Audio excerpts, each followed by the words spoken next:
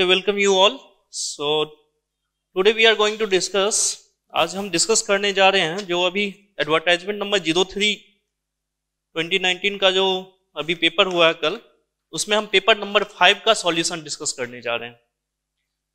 तो total 50 question है and each question carry 2 marks.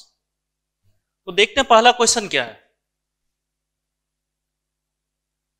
First question आपका इसमें दिया हुआ है, the design of wind depends upon, design wind depends upon. तो इसमें आपका ऑप्शन दिया हुआ है topography of the area, size of the structure, risk coefficient, and D, all of the above.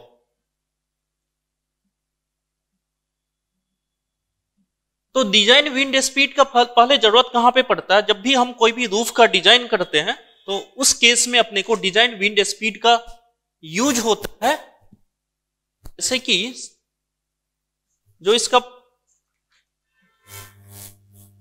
Design wind speed का जो फॉर्मूला होता है वो होता है आपका VB into K1 into K2 into K3। यहां पे आपका जो VB है यह है basic maximum wind speed, basic maximum wind speed, ठीक है। K1 K2 K3 जो है फैक्टर है और इन तीनों फैक्टर का एक अलग अलग name assign, like K1 equal to your risk factor, और you can say it is the probability factor,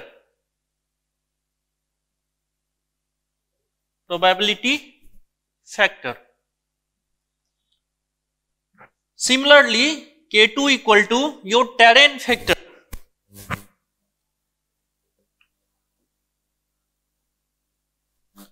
ठीक है। जो टेरेन फैक्टर है वो किस पे डिपेंड करता है? तो टेरेन फैक्टर का मतलब हो गया जो आपका हाइट ऑफ द स्ट्रक्चर जो है, या फिर जो नेचर ऑफ द टेरेन है, या फिर आप बोल सकते हो जो आपका शेप ऑफ द स्ट्रक्चर कैसा है, शेप ऑफ स्ट्रक्चर। तो इसलिए इसको हम शेप फैक्टर भी बोल देते हैं, शेप फैक्टर भी आप बोल सकते हैं इसको। K3 जो आपका हो जाता है वो होता है टोपोग्राफी फैक्टर। तो जब भी हम डिजाइन विंड स्पीड निकालते हैं, design wind speed,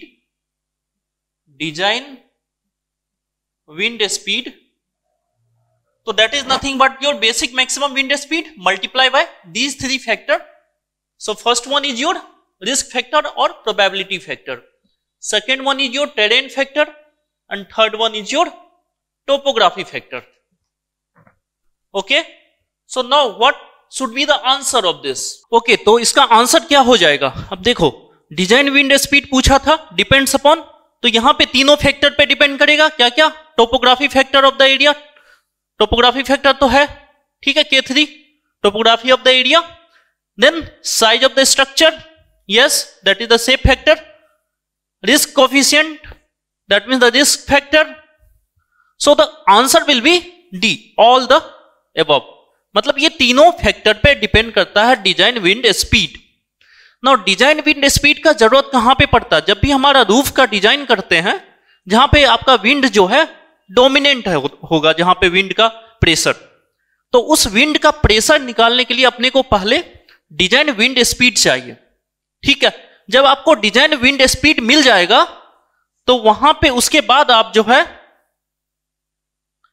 design wind pressure निकाल सकते हैं, और वो होता क्या है? 0.6 times of design wind speed का होल स्क्वायर, ठीक है। तो ये भी आप याद रख लीजिएगा, कोई नेक्स्ट एग्जाम में पूछा जा सकता है। तो design wind pressure equal to 0.6 times of VD square. Okay, चलिए, so answer of the question number 1 क्या हो जाएगा? डी। चलिए सेकंड क्वेश्चन देखते हैं। Okay, so question number 2 is a steel plate is 30 centimetre wide. एक स्टील प्लेट है, वो उसका विड्थ कितना है आपका 30 centimetre. Okay, and 10 mm is thick. चलिए देख लेते हैं कैसा, ड्रॉ कर लेते हैं। तो सपोज ये एक स्टील प्लेट है। ओके, इसका विड्थ कितना दिया हुआ आपको, विड्थ दिया हुआ है 30 centimetre wide. 30 centimetre that means 300 millimetre, right. And the thickness is how much given, it's 10 millimetre. Okay, if the diameter of the bolt hole is 20 millimetre. यहां पे एक चीज ध्यान देने की बात है, यहां पे बोल्ट का डायमीटर नहीं दिया, आपको बोल्ट होल का दे दिया है। तो आपको कुछ नहीं करना है यहां पे, ठीक है। मतलब आपको यदि बोल्ट का दायर दिया हुआ रहता तो बोल्ट होल का निकालना पड़ता, बट यहां पे बोल्ट होल का ही दिया हुआ है, तो अपने को इंक्रीज करने का कोई जरूरत नहीं है। तो ये प्लेट है और यहां पे आपको सपोज बोल्टिंग किया हुआ है, ये बोल्ट होल है, और इसका डाया कितना दिया हुआ आपको 20 मिलीमीटर, ठीक है। तो इफेक्टिव विड्थ जब हम निकालते हैं बी इफेक्टिव, तो इस विड्थ में से इस डाया को माइनस कर दीजिए और उसको थिकनेस से मल्टीप्लाई कर दीजिए। तो 300 माइनस 20 एंड मल्टीप्लाई बाय 10, तो कितना आ जाएगा 2800 मिलीमीटर स्क्वायर। तो यहां पे तो एक बोल्ट है, सपोज इस लाइन में 2 या 3 बोल्ट होता एक साथ, तब कैसे निकालते? सपोज कीजिए there are 2 number of bolt, then B effective का जनरल फॉर्मूला क्या हो जाएगा, जो आपका विड्थ है B minus N times of dia of the hole multiply with the thickness. जितने नंबर ऑफ होल है, बोल्ट होल है, उतना माइनस कीजिए, ठीक है। तो इस तरह से आपको इफेक्टिव विड्थ पता चल जाएगा। ओके, ठीक है। तो यहां पे आपको पूछा क्या था, if the diameter of the net section area, sorry this is the net sectional area, this is your effective width, ठीक है।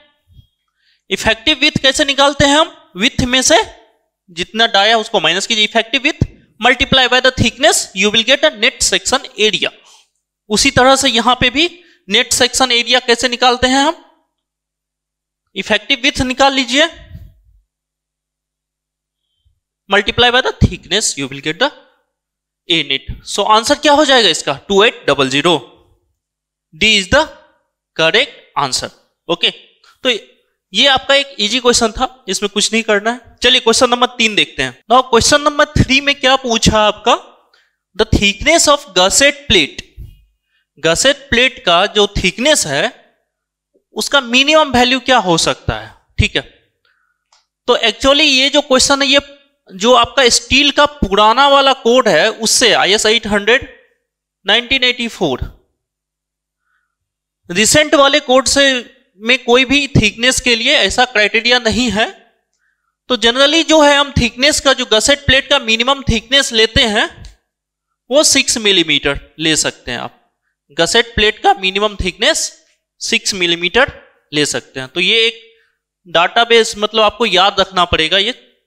चलिए नेक्स्ट क्वेश्चन देखते हैं, क्वेश्चन नंबर 4। चलिए क्वेश्चन नंबर 4 में जो आपका पूछा है, ये बोला है a beam fixed at the ends. तो चलिए दोनों साइड से फिक्स करके एक बीम बनाते हैं, ठीक है। And subjected to lateral loads only, lateral loads only, यही है ये जो है ना लैटरल लोड्स ओनली। ये यदि आप सही से नहीं एग्जाम में आइडेंटिफाई कर पा रहे हैं तो आपका ये क्वेश्चन गलत हो जाएगा, ठीक है। तो यहां पे क्या बोल रहा है, लैटरल लोड्स ओनली। लैटरल मतलब ये वाला हॉरिजॉन्टल, मतलब सपोज ये सब एक्स है, ये वाई है, ये जेड है, तो लोड किस में लग रहा है, जेड में, एक्स जेड प्लेन में लोड लग, एक्स जेड प्लेन में, ये लैटरल लोड्स, ठीक है। तो यहां पे लैटरल लोड्स लग रहा है, यहां पे वर्टिकल लोड नहीं लग रहा है, ट्रांसवर्स लोड नहीं लग रहा है, ठीक है, लैटरल लोड्स लग रहा है यहां पे। तो पूछा इज स्टैटिकली इनडिटरमिनेट, ये स्टैटिकली इनडिटरमिनेट तो है, बट उसका डिग्री ऑफ इनडिटरमिनेसी कितना है ये बताइए आप। तो जब भी लैटरल लोड्स लग रहा है, तो ये फिक्स बीम पे लैटरल लोड्स लग रहा है, तो इसमें क्या क्या रिएक्शन डेवलप हो सकता है?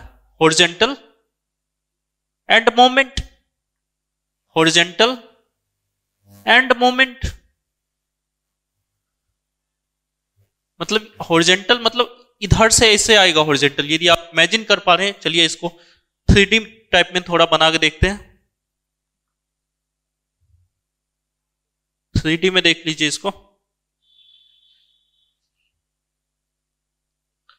तो देखिए ये फिक्स्ड बीम है, इस पे इधर से सपोज कीजिए लैटरल लोड्स लग रहा है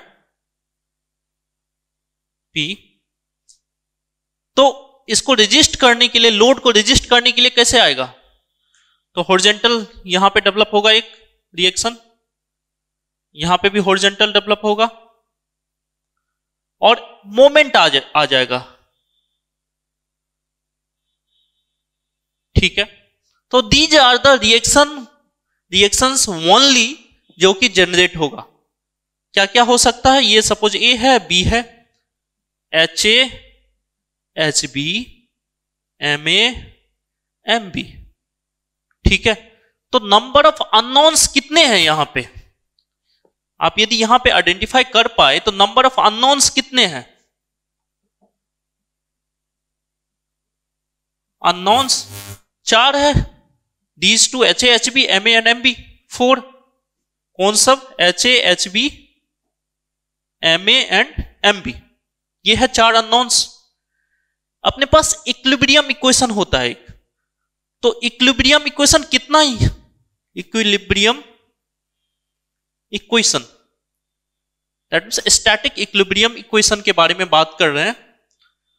तो जो भी स्टैटिक इक्विलिब्रियम इक्वेशन है उसमें से only summation of Fz equal to 0 and net moment equal to 0, यही दोनों का यूज आप कर पाइएगा, ठीक है। Fz क्यों लिखा हूं? क्योंकि सपोज कीजिए ये x है, ये y है और इसको मैं z ले रहा हूं, ठीक है। तो z के डायरेक्शन में summation of all the force equal to 0, क्योंकि ये फोर्स किस डायरेक्शन में लग रहा है? z में, एंड मोमेंट। तो यही दो इक्विलिब्रियम इक्वेशन यूजफुल है अपने लिए। तो नंबर ऑफ इक्विलिब्रियम इक्वेशन है 2, नंबर ऑफ अननोन्स है 4, तो स्टैटिक इनडिटरमिनेसी कितना हो जाएगा? 4 - 2 इक्वल टू 2, ठीक है। तो आंसर जो है इसका आपका 2 हो जाएगा। ये जब लैटरल लोड्स ओनली नहीं लिखा हुआ रहता क्वेश्चन में तो इसका आंसर होता 3, ठीक है। क्योंकि यहां पे लैटरल लोड्स लिखा हुआ है, ओनली हॉरिजॉन्टल लोड्स लग रहा है, तो इसलिए जो है आपका नंबर ऑफ इक्विलिब्रियम इक्वेशन एक तो यूजफुल ओनली 2 होगा एंड यहां पे भी रिएक्शन में 4 आएगा, ठीक है। तो चलिए क्वेश्चन नंबर 5 देखते हैं। तो क्वेश्चन नंबर 5 जो है आपका, ये क्वेश्चन है स्ट्रक्चर से और उसमें भी इन्फ्लुएंस लाइन डायग्राम के टॉपिक से क्वेश्चन है, ठीक है। तो क्वेश्चन पूछा था influence line for maximum bending moment. Influence line आपका किसका पूछ रहा है? मैक्सिमम बेंडिंग मोमेंट का, right. In A simply supported beam is. तो मैक्सिमम बेंडिंग मोमेंट का जब आप इन्फ्लुएंस लाइन डायग्राम बनाइएगा तो उसका शेप कैसा आएगा? इरेगुलर, ट्रायंगुलर, रेक्टेंगुलर या पैराबोलिक? तो ये एक अच्छा क्वेश्चन है, यदि आप पहले नहीं किए हैं तो देख लीजिए, कमेंट करके बताइएगा जो आपका आंसर क्या, आप आंसर इसमें टिक किए हैं एग्जाम में, ठीक है। तो सपोज कीजिए ये एक सिंपली सपोर्टेड बीम है, लेंथ L है, तो एक यूनिट लोड लेते हैं अपन, यूनिट लोड लेते हैं और ये मूव कर रहा है। यहां पे एक कॉन्सेप्ट है जो कि आपको पता होना चाहिए, मैक्सिमम बेंडिंग मोमेंट हमेशा क्या कहां पे होता है? Under the load. जहां पे लोड है उसी के नीचे मैक्सिमम बेंडिंग मोमेंट आता है, ठीक है। Maximum bending moment in case of simply supported beam और कोई भी लोड है कंसंट्रेटेड लोड, तो मैक्सिमम बेंडिंग मोमेंट कहां पे होगा? Under the load. ठीक है, सपोज कीजिए अभी ये लोड यहां पे है, यूनिट लोड, और ये मूव हो रहा है। नो एट दैट मोमेंट, अभी इस मोमेंट में ये लोड कहां पे है, यहां पे, यहां से x डिस्टेंस पे, और इधर से कितना है L माइनस एक्स। ठीक है, अपने को एक चीज पता है, याद रखिएगा, मैक्सिमम बेंडिंग मोमेंट कहां पे होगा, अंडर द लोड। लिख देता हूं यहां पे, maximum bending moment always occur under the load in case of simply supported beam, simply supported beam with concentrated load, concentrated load।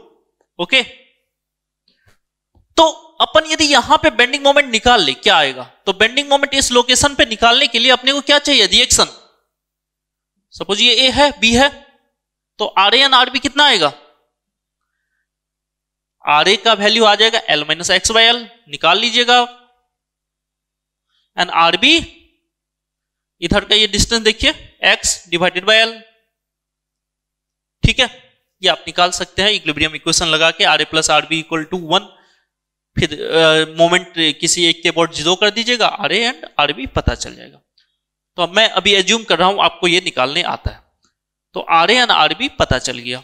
अब अपने को पता है मैक्सिमम बेंडिंग मोमेंट यहां पे होगा सी के नीचे, तो bending moment maximum equal to C पे निकाल दें हम, मैक्सिमम एट सी, कहां पे होगा, सी पे, क्या लिखेंगे, L minus x by L, reaction multiply by the length, तो क्या आ जाएगा, L x minus x square by L. देखिए इसका नेचर कैसा है, नेचर कैसा है, यहां पे पावर एक्स का पावर कितना है 2, तो ये इक्वेशन कैसा है आपका, पैराबोलिक, पैराबोलिक।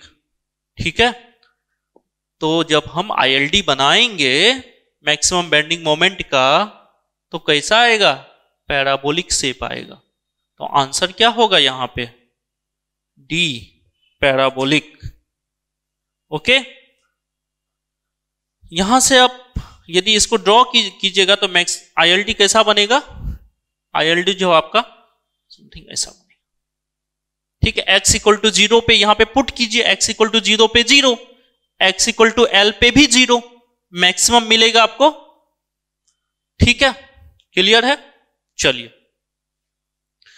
देखते हैं नेक्स्ट क्वेश्चन, क्वेश्चन नंबर 6। देखिए क्वेश्चन नंबर 6 जो है आपका, आप फिक्स्ड बीम, एक फिक्स बीम है, देख सकते हैं, ऑफ ए स्पान एल, इसका लेंथ कितना है, एल है, is subjected to a moment M, इस फिक्स बीम पे एक मोमेंट लग रहा है M at the centre, L by 2 पे, दोनों साइड से एल बाई 2 पे। ठीक है, सेंटर में लग रहा है। The fixed end moment is, तो आपसे पूछा फिक्स्ड एंड मोमेंट कितना होगा, जो फिक्स्ड एंड मोमेंट है वो कितना डेवलप होगा। ठीक है, तो इस केस में जो फिक्स्ड एंड मोमेंट होता है, क्योंकि ये इनडिटर्मिनेट बीम है, याद रखिए ये एक इनडिटर्मिनेट बीम है, तो इसको ओनली इक्विलिब्रियम इक्वेशन लगा के सॉल्व नहीं कर सकते हैं। ठीक है, ओनली इक्विलिब्रियम इक्वेशन लगा के सॉल्व नहीं कर सकते हैं, तो इसलिए आपको ये याद रखना पड़ेगा, एग्जाम के लिए बेटर है, ये याद रख लीजिएगा ये सब रिएक्शंस का वैल्यू। तो यहां पे सपोज m लग रहा है मिड में जब m लग रहा है फिक्स एंड बीम में, तो दोनों एंड पे देखिए, end A and end B, दोनों एंड पे मोमेंट डेवलप होगा, M A and M B. एक चीज ध्यान दीजिएगा, ये जिस डायरेक्शन में m लग रहा है क्लॉकवाइज, सेम क्लॉकवाइज डायरेक्शन में ही ये दोनों भी डेवलप होता है। ये क्लॉकवाइज है तो एम ए भी क्लॉकवाइज एंड एम बी भी क्लॉकवाइज, और एम ए का वैल्यू हो जाता है m/4 और एम बी का भी वैल्यू m/4। ठीक है, तो आंसर अपना क्या हो जाएगा, m/4। ठीक है, आंसर क्या हो जाएगा, m/4। नाउ सपोज कीजिए यदि आपसे पूछता जो ये रिएक्शन कितना आएगा, R A and R B पे वर्टिकल रिएक्शन कितना आएगा। ठीक है, इस बीम को यदि आप अच्छे से देखिएगा तो यहां पे आपको ये एक क्लॉकवाइज मोमेंट है, ये एक क्लॉकवाइज, ये एक क्लॉकवाइज, तो टोटल क्लॉकवाइज मोमेंट कितना है इस बीम में? टोटल क्लॉकवाइज मोमेंट कितना लग रहा है यदि देखिएगा तो m plus m/4 plus m/4 मतलब 3m/2, 3m/2। तो नेट कोई भी बीम पे नेट मोमेंट होना चाहिए 0, बट अभी तो ये 0 नहीं है, तो यहां पे जो वर्टिकल रिएक्शन डेवलप होगा वो इसको बैलेंस करेगा। ठीक है, अब कोई भी रिएक्शन मोमेंट को बैलेंस कब कर सकता है? जब वो एक कपल जनरेट करे। रिएक्शन जब कपल जनरेट करेगा तभी तो मोमेंट को बैलेंस कर पाएगा। तो रिएक्शन हम इन दोनों सपोर्ट को इस तरह से लगाएंगे जिससे कि वो एक कपल जनरेट करे, और किस डायरेक्शन में? इसके अपोजिट, एंटी क्लॉकवाइज। तो चलिए यहां पे मैं ऐसे आरबी, यहां पे ऐसे डाउनवर्ड। अब देखिए इन दोनों को ऐसे घुमाइए तो ये कैसा देगा? एक एंटी क्लॉकवाइज। और वैल्यू क्या होना चाहिए? जो ये वैल्यू है 3m/2, L से डिवाइड कर दीजिए, 3m/2L। ठीक है, तो एक तरह से आपने कपल जनरेट किया जो कि इस मोमेंट को बैलेंस करेगा। कपल क्या होता है? दो फोर्स यदि इक्वल एंड अपोजिट फोर्स, ये दो फोर्स है इक्वल एंड अपोजिट, एक डिस्टेंस से सेपरेटेड है। ठीक है, दोनों का वैल्यू सेम है बट डायरेक्शन अपोजिट है, तो ये एक मोमेंट जनरेट करेगा। कैसा मोमेंट जनरेट करेगा? इसे ऐसे देखिए, कैसा दिख रहा है डायरेक्शन? एंटी क्लॉकवाइज यहां पे। ठीक है, और वो मोमेंट का वैल्यू कितना होगा? जो भी फोर्स है उन दोनों के बीच का जो डिस्टेंस है F/L, उसी कॉन्सेप्ट से RA और RB निकाल लीजिएगा। ठीक है, तो कितना आ जाएगा? 3m/2L। तो सपोज कीजिए क्वेश्चन में यदि आपसे रिएक्शन पूछता कितना डेवलप होगा A एंड B पे, तो 3m/2L, 3m/2L। ये अपवर्ड, ये डाउनवर्ड। ओके, हो गया। चलिए क्वेश्चन नंबर नेक्स्ट देखते हैं। ओके, क्वेश्चन नंबर 7 आपका क्या है? बहुत ही इजी क्वेश्चन है, सॉइल मैकेनिक्स से है। ठीक है, तो देखिए क्वेश्चन नंबर 7 आपका क्या है? A fully saturated soil, a fully saturated क्या है? Fully saturated soil is said to be. ठीक है, तो बहुत ही इजी क्वेश्चन है। तो fully saturated soil is said to be, आपको पता है सॉइल जो है जनरली उसमें क्या क्या रहता है? Soil solid, water and air. ठीक है, तो सॉइल को हम क्या क्या हो सकता है पॉसिबल उसमें? Solid, water and air. ठीक है, ठीक है, कोई भी सॉइल है तो ओके। तो इसको हम यदि फेज डायग्राम बनाए, क्या? फेज डायग्राम, बस दिखाने के लिए अलग अलग दिखाएंगे, सॉलिड को अलग, वाटर को अलग, एयर को अलग। ठीक है, ऐसे करके हम दिखा रहे हैं, तो उसको बोलते हैं फेज डायग्राम, अलग अलग फेज दिखा रहे हैं। ठीक है, तो सपोज कीजिए आपका सॉइल में ये तीनों है, सॉलिड भी है, वाटर भी है, एयर भी है। सॉइल में तीनों है, क्या है? सॉलिड भी है, सॉइल सॉलिड, वाटर भी है, एयर भी है। ठीक है, यहां पे कितना फेज है? एक सॉलिड फेज है, एक लिक्विड फेज है, एक एयर फेज है, 3 फेज है। तो जब ये तीनों होता है तो इसको बोलते हैं हम partially saturated soil, partially saturated soil. ठीक है, तीनों फेज है।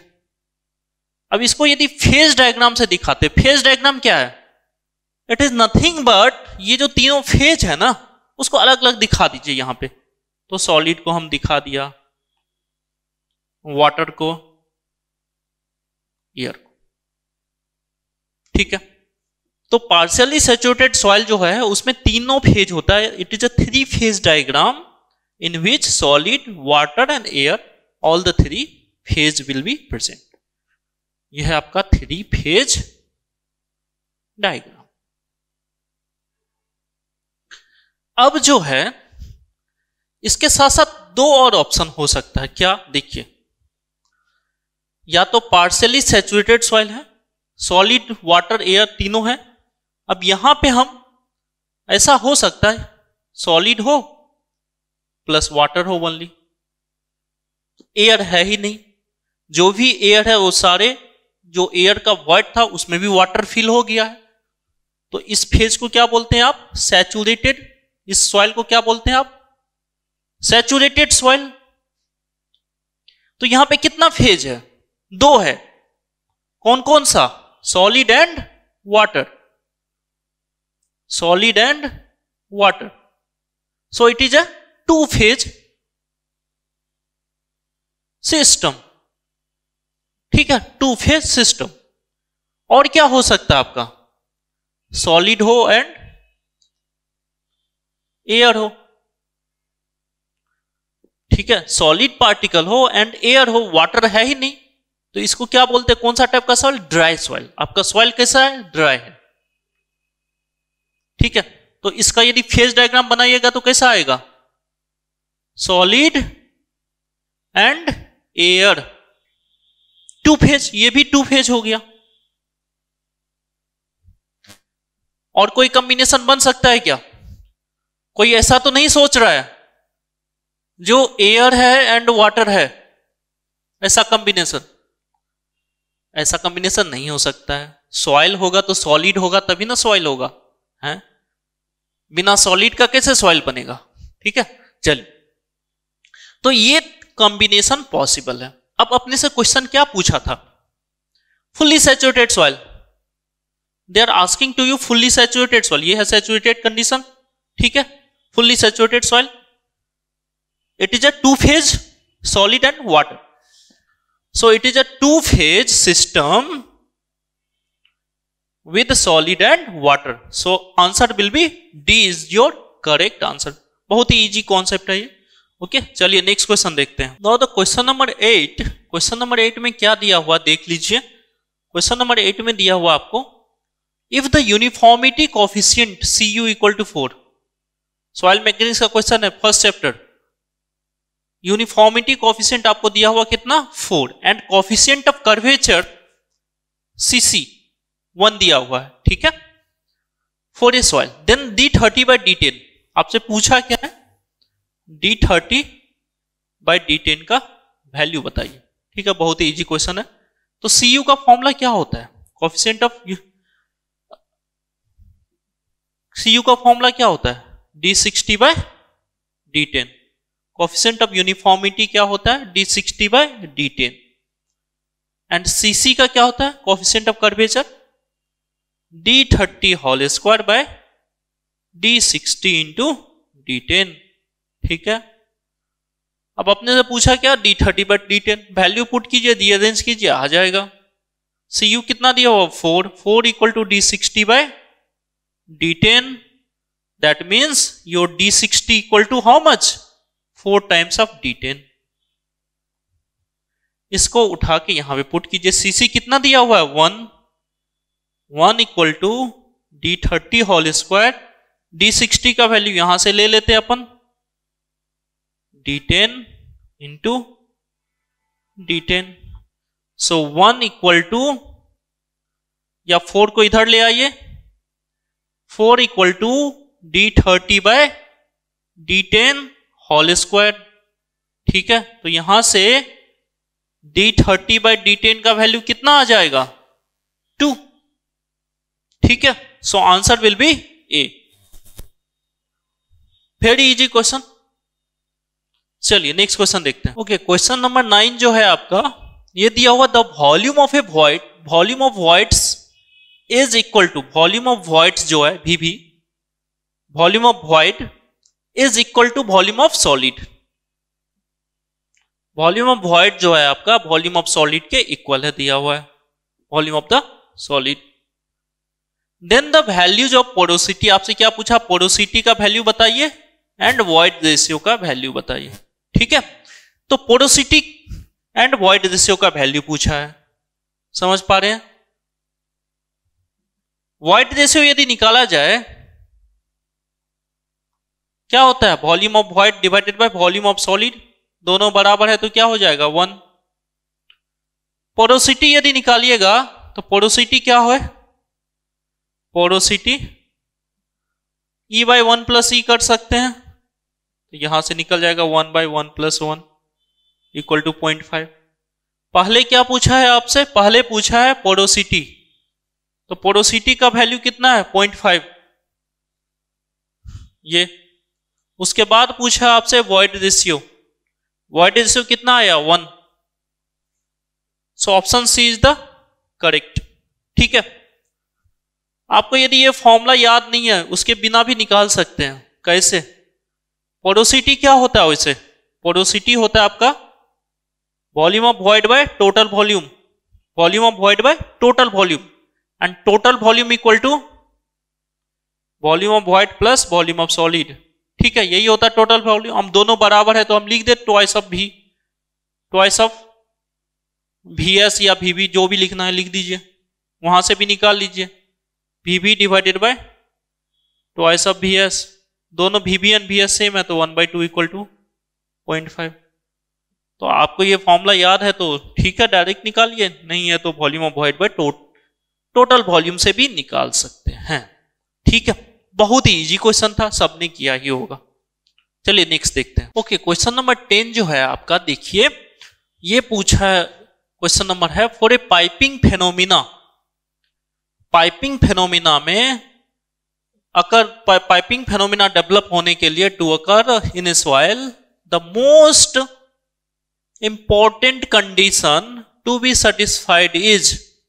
ठीक है, तो पाइपिंग फेनोमेना, पहले पाइपिंग क्या होता है। पाइपिंग ऐसा है, सपोज कीजिए ये आपका कोई भी डैम है या कुछ है, डैम है सपोज कीजिए, और इधर जो है वाटर। ठीक है, तो वाटर क्या होता है, क्योंकि हेड डिफरेंस हो गया, इधर वाटर नहीं है, इधर वाटर का हाइट इतना है, हेड डिफरेंस हो गया, तो होता क्या, वाटर जो है यहां से सॉइल को बाहर निकालते हुए इधर पहुंच जाता है। ठीक है, तो इसी को बोलते हैं पाइपिंग फेनोमेना। तो यहां से क्या होता है, एक पाइप टाइप का, मतलब सॉइल जो है यहां से खाली हो जाता है, फिर वाटर जो है ऐसे सिप करने लगता है, तो इसको बोलते हैं पाइपिंग फेनोमेना। पाइपिंग फेनोमेना होने के लिए क्या होगा, जो इफेक्टिव स्ट्रेस है वो जीरो हो जाता है। ठीक है, इफेक्टिव स्ट्रेस जब जीरो होगा तो यहां से जो है सॉइल जो है ऊपर की ओर मूव कर जाएगा सारा, और ये एक पाइप के फॉर्म में बन जाएगा। ओके, तो जब इफेक्टिव स्ट्रेस जीरो होता है तो वहीं से हम क्रिटिकल हाइड्रोलिक ग्रेडियंट डिफाइन करते हैं। क्रिटिकल हाइड्रोलिक ग्रेडियंट डेवलप हो जाता है जिसका वैल्यू होता है G-1/1 प्लस ई। जब hydraulic gradient equal to critical hydraulic gradient हो जाएगा तब आपका पाइपिंग अकर होगा। ठीक है, अब क्वेश्चन में जो है ये सब कोई वैल्यू दिया नहीं है आपको, तो G का जनरली जो वैल्यू होता है 2.65 और E इक्वल टू 0.6 से 0.7 के बीच में रेंज में होता है सैंड के केस में। ठीक है, तो उसको यदि यहां पे पुट कीजिएगा 2.65 माइनस 1 प्लस एवरेज देखिएगा तो वही 0.65, तो नियर टू 1 आपको मिलेगा। तो जब हम बोल सकते हैं जब क्रिटिकल हाइड्रोलिक ग्रेडियंट अप्रोक्सीमेटली 1 के बराबर हो जाता है तब आपका पाइपिंग फेनोमेना स्टार्ट हो जाएगा। तो देखते हैं answer, most important factor. So hydraulic gradient जब क्रिटिकल हाइड्रोलिक ग्रेडियंट के बराबर हो जाता है, दैट मीन्स 1 के बराबर हो जाएगा, that means hydraulic gradient is nearly unity, then your piping phenomena will occur. Okay, ठीक है, चलिए नेक्स्ट क्वेश्चन। क्वेश्चन नंबर 11 जो है आपका, ये पूछा time factor for a clay layer is. Time factor, ये क्वेश्चन आपका सॉइल मैकेनिक्स में कंसोलिडेशन चैप्टर से। ठीक है, उसमें आपका टाइम फैक्टर आता है जिसको हम टीवी से रिप्रेजेंट करते हैं, और जिसका फॉर्मूला होता है TV equal to CV T by D square, जहां पे सीवी जो है वो होता है coefficient of consolidation, coefficient of consolidation, और जिसका वैल्यू होता है सीबी का K by gamma W into coefficient of volumetric compressibility MV. K क्या हो गया यहां पे? परमिएबिलिटी। के है permeability of a soil, permeability of soil. Gamma W हो गया unit weight of the water, MV है कोफिशिएंट ऑफ वॉल्यूमेट्रिक कंप्रेसिबिलिटी। ठीक है, इसका यूनिट देखिएगा तो यूनिट आता है मीटर स्क्वायर पर सेकेंड। सीबी का कोफिशिएंट ऑफ कंसोलिडेशन का यूनिट आता है मीटर स्क्वायर पर सेकेंड। अपने से क्वेश्चन पूछा टाइम फैक्टर से रिलेटेड, तो सीबी अपने को पता चल गया। टी क्या है? टी है आपका time to consolidate. Suppose 50% consolidation के लिए कितना टाइम लग रहा है, 60% के लिए कितना टाइम, तो टाइम डेज में हो सकता है, ईयर में हो सकता है, सेकंड में हो सकता है। डी है आपका ड्रेनेज पाथ। डी क्या है? Drainage path distance. ओके, तो इसी से रिलेटेड ये क्वेश्चन पूछा टाइम फैक्टर से, तो सीवी की जगह हम ये वैल्यू पुट कर देते हैं K by gamma W into M V T by D square. तो यहां से आप ऑब्जर्व कर सकते हैं जो आपका टीवी है, टीवी वो क्या है? Directly proportional to permeability. देख सकते हैं यहां पे परमिएबिलिटी के क्या है? डायरेक्टली प्रोपोर्शनल है। चलिए इसमें ऑप्शन में देखते हैं, directly proportional to the permeability of the soil. Option A तो सही लग रहा है। ठीक है, चलिए नेक्स्ट देखते हैं। टी जो है इनवर्सली प्रोपोर्शनल है square of the drainage distance. TV जो है आपका इनवर्सली प्रोपोर्शनल है square of the drainage path. अब यहां पे स्क्वायर नहीं लिखा, inversely proportional to drainage path लिख दिया, स्क्वायर लिखना चाहिए, तो हम इसको गलत एज्यूम करके चलते हैं। ठीक है, okay. Next, independent of the thickness of the clay layer. जो ड्रेनेज पाथ होता है, ड्रेनेज पाथ वो तो thickness of the clay layer ही है।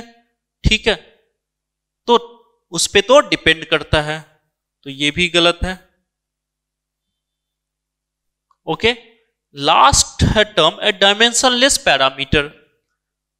तो इसका यदि आप डायमेंशन चेक कीजिएगा तो मैंने आपको सीवी का तो बता दिया था, यूनिट मीटर स्क्वायर पर सेकेंड, मीटर स्क्वायर पर सेकेंड।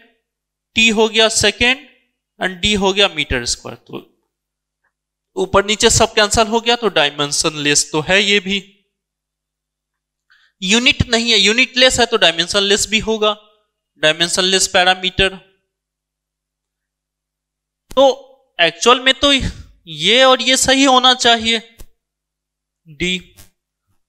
बात ये है क्वेश्चन में जो ऑप्शन में अ डायमेंशनलेस पेरीमीटर लिखा हुआ है, क्वेश्चन में जो है आपका अ डायमेंशनलेस पेरीमीटर लिखा हुआ है। तो इस यदि जब ये वर्ड पे जाएगा तो पेरीमीटर तो कुछ है नहीं, पैरामीटर होना चाहिए। सपोज आप एज्यूम कर रहे हैं ये पैरामीटर है, तो इसका दोनों ऑप्शन सही है, ए एंड डी। ठीक है, यदि आप एज्यूम कर रहे हैं ये पैरामीटर नहीं है, पेरीमीटर लिखा हुआ, तो इसको कट कीजिए, answer A is the correct. Most probably इसका दोनों आंसर लेगा, ए एंड डी। जो भी आप मार्क किए होंगे आपको मिल जाएगा मार्क्स। ठीक है, चलिए नेक्स्ट क्वेश्चन देखते हैं। क्वेश्चन नंबर 12 में क्या पूछा है, यह है आपका सॉइल मैकेनिक्स से, शियर स्ट्रेंथ वाले चैप्टर से है और ट्राइक्सियल टेस्ट से रिलेटेड है। In the consolidation drain test, कौन सा टेस्ट है? सीडी टेस्ट के बारे में पूछ रहा है आपसे, consolidation drain test. Okay, on a saturated soil sample. ठीक है, कैसा sample? Saturated. Pore water pressure is 0 during. जब हम सीडी टेस्ट करते हैं तो कोई जब भी ट्राइक्सियल टेस्ट किया जाता है तो उस पे लोडिंग जो है 2 स्टेज में लगाया जाता है। पहले स्टेज में हम क्या करते हैं, इस पे कन्फाइनिंग प्रेशर लगाते हैं। क्या करते हैं? कन्फाइनिंग, चारों ओर से सेम। कन्फाइनिंग प्रेशर लगाते हैं सिग्मा सी। ठीक है, तो जो ये फर्स्ट स्टेज है इसमें बोल रहा है ये कौन सा स्टेज है, सीडी, मतलब कंसोलिडेशन हो रहा है। कंसोलिडेशन हो रहा है मतलब इससे वाटर रिलीज हो रहा होगा। तो फर्स्ट स्टेज जब हम कन्फाइनिंग प्रेशर लगा रहे हैं, चारों ओर से जब आप प्रेशर लगाइएगा तो वाटर जो है रिलीज कर रहा है, यहां से वाटर का रिलीज हो रहा है, कंसोलिडेशन हो रहा है, मतलब वाटर रिलीज हो रहा है। ठीक है, तो वाटर रिलीज हो रहा है पहले स्टेज में, मतलब कंसोलिडेशन स्टेज में वाटर रिलीज हो रहा है। उसके बाद जब कन्फाइनिंग प्रेशर लगा देते हैं, कन्फाइनिंग प्रेशर के बाद इस पे एक्सियल प्रेशर लगाते हैं। ठीक है, टेस्ट करते हैं प्रेशर लगा के, जितना लोड ले पाता है उसके बाद वो ब्रेक होकर फेल हो जाता है। तो सेकेंड सीडी टेस्ट है, तो सेकेंड में क्या है, ड्रेन। तो इसमें भी जो है वाटर एलो है, मूवमेंट, वाटर जो है आपका बाहर मूव हो रहा है। तो सेकेंड स्टेज में भी वाटर मूव कर रहा है। तो वाटर यदि मूव कर रहा है तो वाटर में कोई भी एक्स्ट्रा प्रेशर डेवलप नहीं होगा। ठीक है, तो in the both the stage, both consolidation as well as shearing stage, second stage को हम शियरिंग स्टेज बोलते हैं, जब आप एक्सियल लोड लगाते हैं और एक टाइम के बाद वो शियर ऑफ करके फेल हो जाता है। ठीक है, तो both consolidation and shearing stage pore water pressure will be 0। So B is the correct. ठीक है, बी क्या होगा, करेक्ट होगा।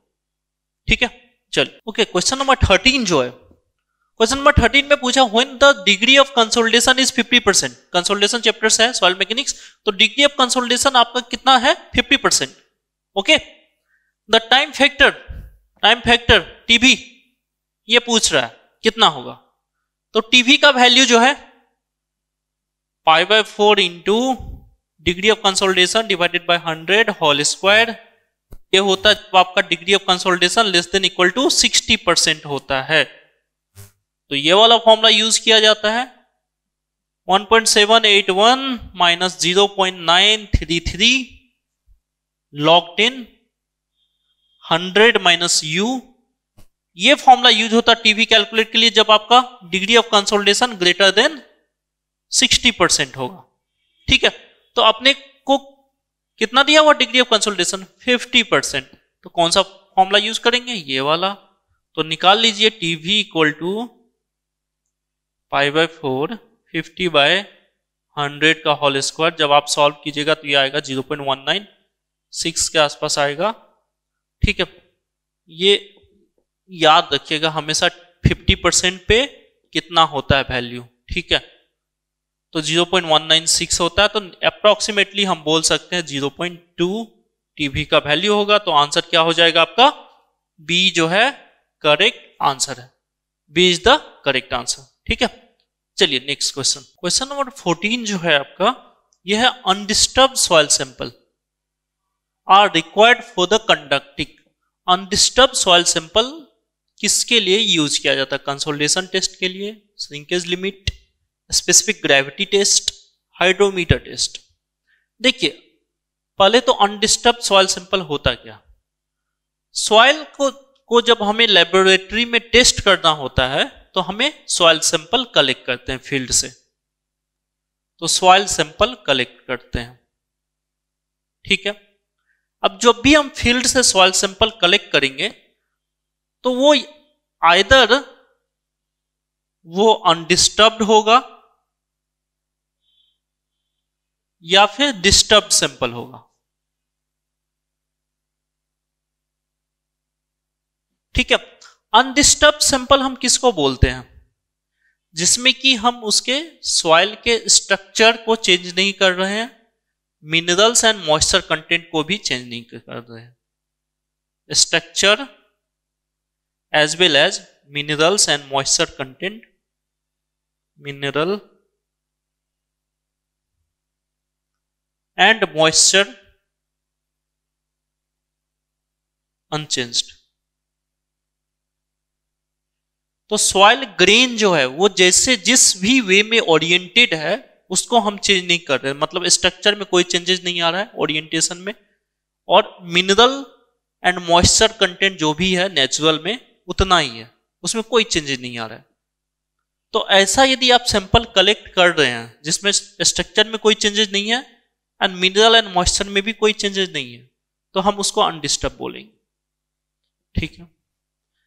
यदि ये दोनों में किसी में भी चेंजेस आ जाएगा, सपोज सॉइल का ग्रेन जो है रीओरिएंट हो गया, या फिर उसका मॉइस्चर लॉस हो गया, या मिनरल लॉस हो गया, तो हम उसको अनडिस्टर्ब में नहीं रखेंगे, डिस्टर्ब सैंपल में रखेंगे। अब डिस्टर्ब में भी दो कैटेगरी में हम डिवाइड करते हैं डिस्टर्ब को, क्योंकि अनडिस्टर्ब सैंपल कलेक्ट करना बहुत मुश्किल है। ठीक है। तो डिस्टर्ब को हम दो कैटेगरी में रखते हैं। एक को बोलते हैं representative sample, representative,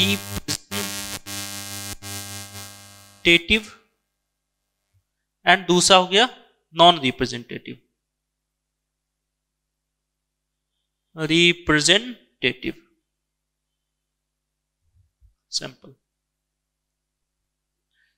representative sample हम generally most of the time हम रिप्रेजेंटेटिव सैंपल ही यूज करते हैं। रिप्रेजेंटेटिव सैंपल, रिप्रेजेंटेटिव सैंपल क्या होता है? रिप्रेजेंटेटिव सैंपल उस सैंपल को बोलेंगे, सॉइल सैंपल को, जिसमें जो ग्रेन जो ओरिएंट है, सॉइल ग्रेन, उसके ओरिएंटेशन में चेंज हो सकता है, बट उसका मिनरल्स एंड मॉइस्चर कंटेंट में कोई चेंजेस नहीं होगा। Mineral and moisture no change. Mineral and moisture content में कोई चेंज नहीं, बट स्ट्रक्चर में चेंज हो जाए तो उसको हम रिप्रेजेंटेटिव सैंपल के कैटेगरी में रखेंगे। It is one of the kind of disturb sample. ठीक है। नॉन रिप्रेजेंटेटिव जिसमें सब चेंज हो जाए, मतलब स्ट्रक्चर में भी चेंजेस आ जाए। If the orientation will change then we will say it is a non representative. तो अपने से पूछा था अनडिस्टर्ब सॉइल सैंपल, तो अनडिस्टर्ब सॉइल सैंपल जो है अपने को जरूरत पड़ता है किसके लिए? यदि आप कंसोलिडेशन टेस्ट कर रहे हैं,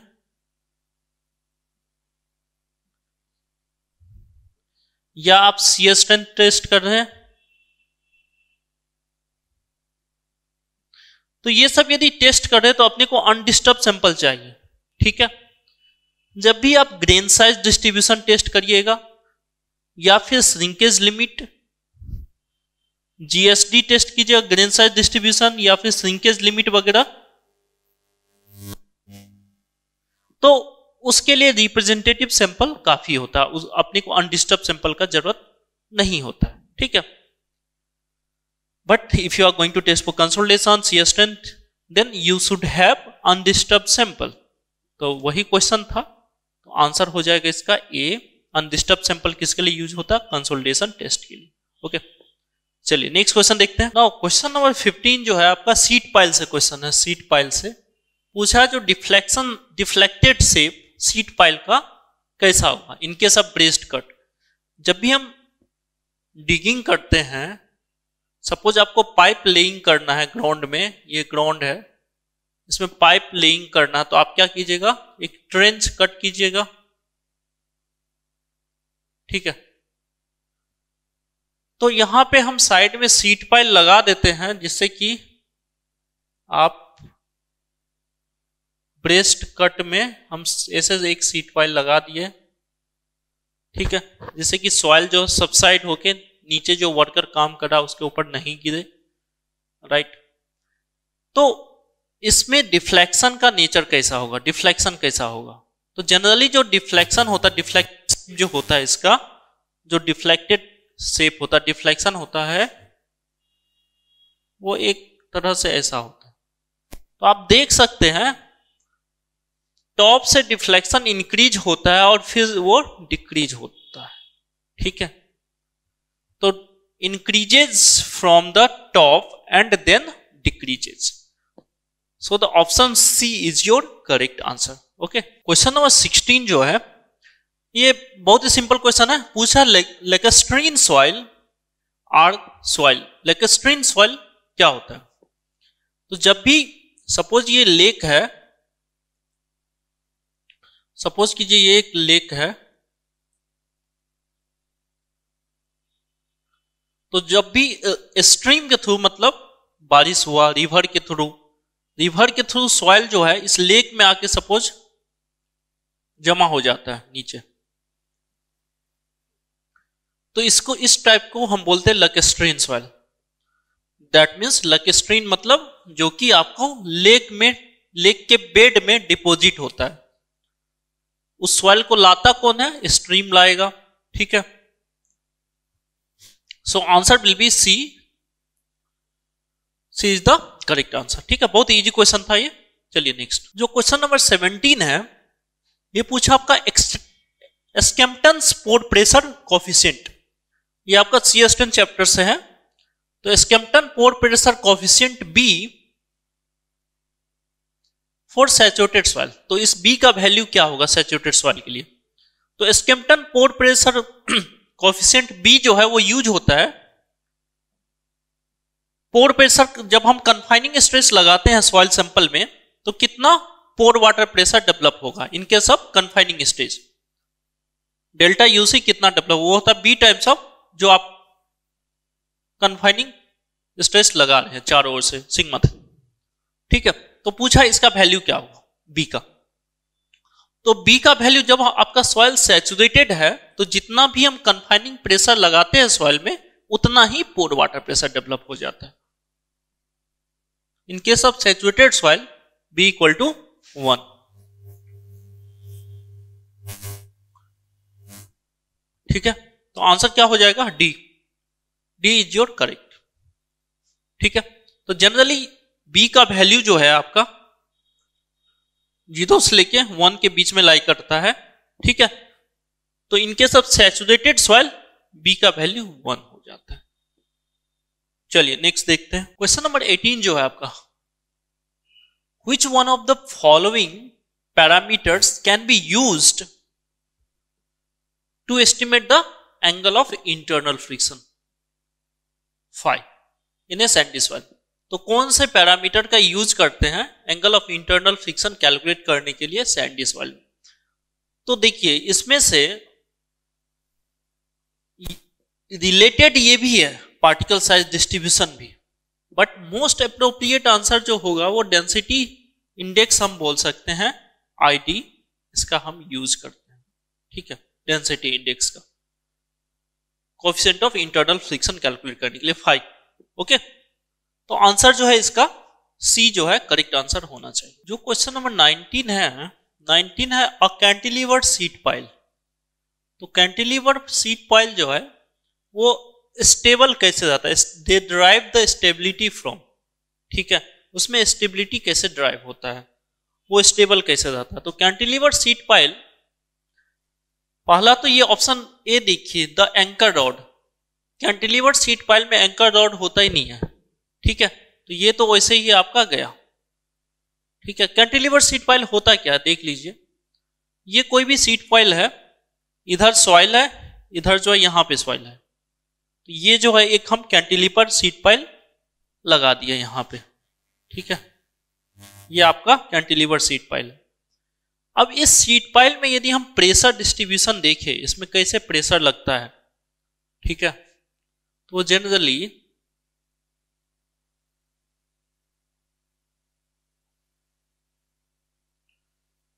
देखिए इसका प्रेशर डिस्ट्रीब्यूशन जो है इस तरह से होता है। ठीक है, प्रेशर डिस्ट्रीब्यूशन आपको कुछ इस तरह से होगा। तो ये जो है इधर ऊपर वाला सॉइल, इसको एक्टिव अर्थ प्रेशर लगाता है,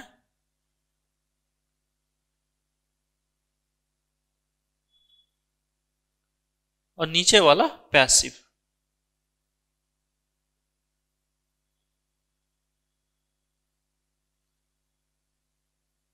तो ये एक दूसरे को बैलेंस करता है। तो इसका जो आंसर होगा lateral resistance of the soil. Soil ही जो है इसको बैलेंस करके रखता है। ये इधर से ऐसे लगाएगा तो ये इधर से ऐसे लगाएगा। ठीक है, तो बैलेंस करके रखता है। So lateral resistance of the soil. Okay, चलिए नेक्स्ट क्वेश्चन देखते हैं। Question number 20। क्वेश्चन नंबर 20 जो है ये दिया हुआ, a sand deposit has a porosity. Porosity आपको दे दिया कितना है 1/3। एंड स्पेसिफिक ग्रेविटी, सैंड का स्पेसिफिक ग्रेविटी कितना दिया हुआ 2.5। Okay, the critical hydraulic gradient, आपसे पूछा क्रिटिकल हाइड्रोलिक ग्रेडियंट कितना होगा to cause the boiling in the stratum. तो क्रिटिकल हाइड्रोलिक ग्रेडियंट का फॉर्मूला होता है G-1/1 + E, या फिर आप ऐसे लिख दीजिए G-1 × 1 - n, क्योंकि हमको पता है 1 - n = 1/1 + E होता है। कुछ भी लिख दीजिए, ठीक है। तो G का वैल्यू है 2.5 - 1, 1 - n कितना 1/3, ठीक है। तो ये कितना हो गया 1.5 × 2/3, ठीक है। तो ये आ गया आपका 1, ठीक है। सो क्रिटिकल हाइड्रोलिक ग्रेडियंट का वैल्यू कितना होगा 1 यदि क्रिटिकल हाइड्रोलिक ग्रेडियंट 1 यदि पहुंच जाता है तो सैंड बॉइलिंग कंडीशन होने लगता है। सैंड बॉइलिंग वही होता है जब हमारा शियर स्ट्रेंथ जो है 0 हो जाता है, जो शियर स्ट्रेंथ है सॉइल का वो 0 हो जाता है। शियर स्ट्रेंथ होता है C + σ' tan phi, क्योंकि ये सैंडी सॉइल है, आपको सैंड है तो C जो है वैसे ही 0 है, तो τ = σ' tan phi। अब सिग्मा यदि 0 हो गया, इफेक्टिव स्ट्रेस 0 हो गया, तो सॉइल में शियर स्ट्रेंथ 0 हो जाएगा, सॉइल कोई भी लोड नहीं ले पाएगा, तो उस केस को बोलते हैं सैंड बॉइलिंग कंडीशन, ठीक है। तो इफेक्टिव स्ट्रेस 0 का कंडीशन क्या होता है हाइड्रोलिक ग्रेडियंट = G-1/1 + E। तो यहां से आप करिएगा तो 1 आएगा, तो D is the correct answer. Okay, ठीक है।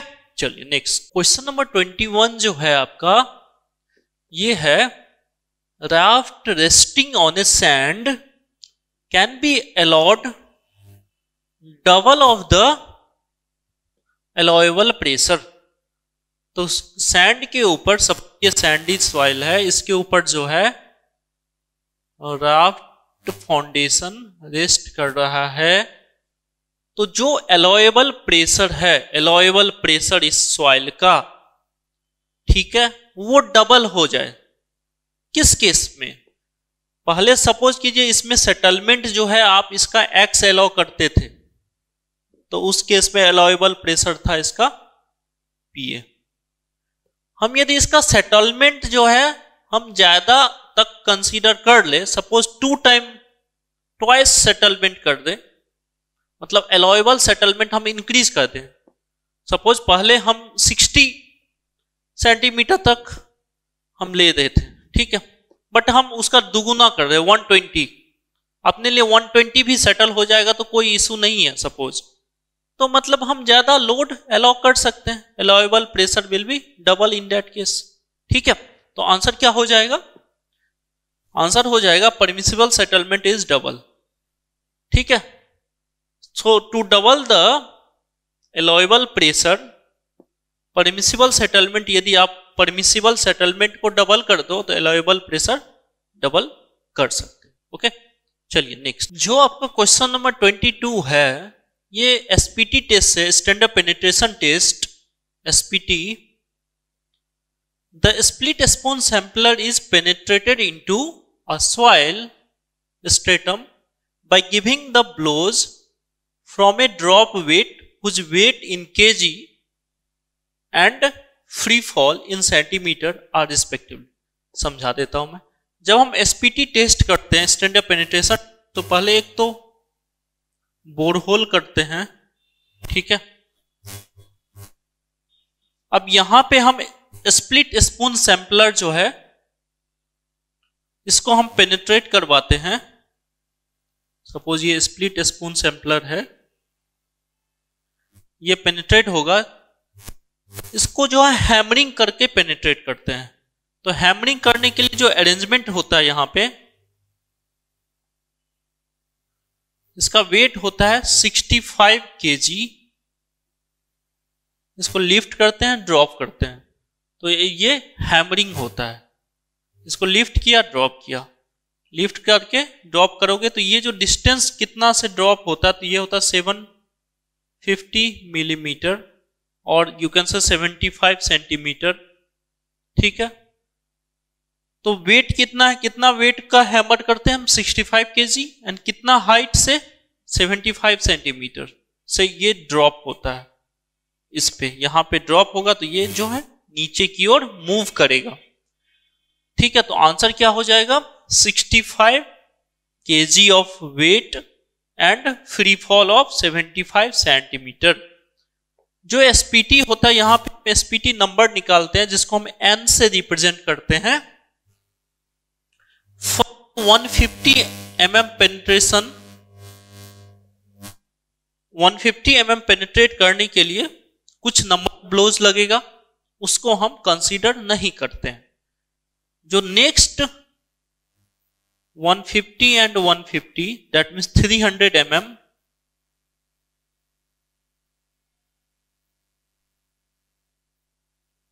नेक्स्ट 300 mm पेनिट्रेट करने के लिए जितना नंबर ऑफ ब्लोज चाहिए उसको हम एसपीटी नंबर बोलते हैं। दैट मीन्स लास्ट 300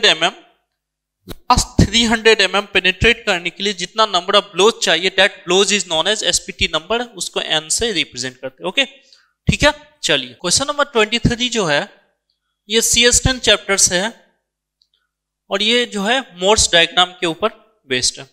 तो पूछा जो मोर्स डायग्राम जब बनाते हैं, ठीक है, a point above the Mohr's envelope indicate, तो सपोज कीजिए मोर सर्कल बनाया मैंने,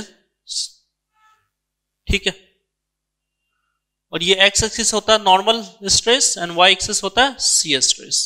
ओके, तो ये जो सैंपल है, सॉइल सैंपल है सपोज, इस पे कोई भी पॉइंट पे, ये सॉइल सैंपल है, इसमें कोई भी लोकेशन, कोई भी पॉइंट ले लीजिए डिफरेंशियल, इस पे जो स्ट्रेस का कॉम्बिनेशन होगा, स्ट्रेस का कॉम्बिनेशन होगा shear stress and normal stress and shear stress, कोई भी पॉइंट पे उन सारे shear stress and normal stress के कॉम्बिनेशन को ये मोर सर्कल के ऊपर हम रिप्रेजेंट करते हैं। ऑल द स्ट्रेस कॉम्बिनेशन, जितने भी पॉसिबल स्ट्रेस कॉम्बिनेशन है सैंपल में, उसको हम इसके बाउंड्री पे ही वो लाई करता है मोर सर्कल के ऊपर। अब सपोज कीजिए जो मोर सर्कल से बियॉन्ड कोई भी पॉइंट बोल दे, ये पॉइंट, इसका कोई मीनिंग है? कोई मीनिंग नहीं है, because all the stress condition in a soil sample is represented on the more circle. तो इस पॉइंट का कोई मीनिंग ही नहीं है। तो मोर इन्वेलप से ऊपर कोई भी पॉइंट है, कोई भी पॉइंट ऊपर लाई कर रहा है, तो वो एक इमेजिनरी पॉइंट है, उसका कोई मीनिंग नहीं है, इमेजिनरी पॉइंट। ओके, चलिए next. Okay, so question number 24।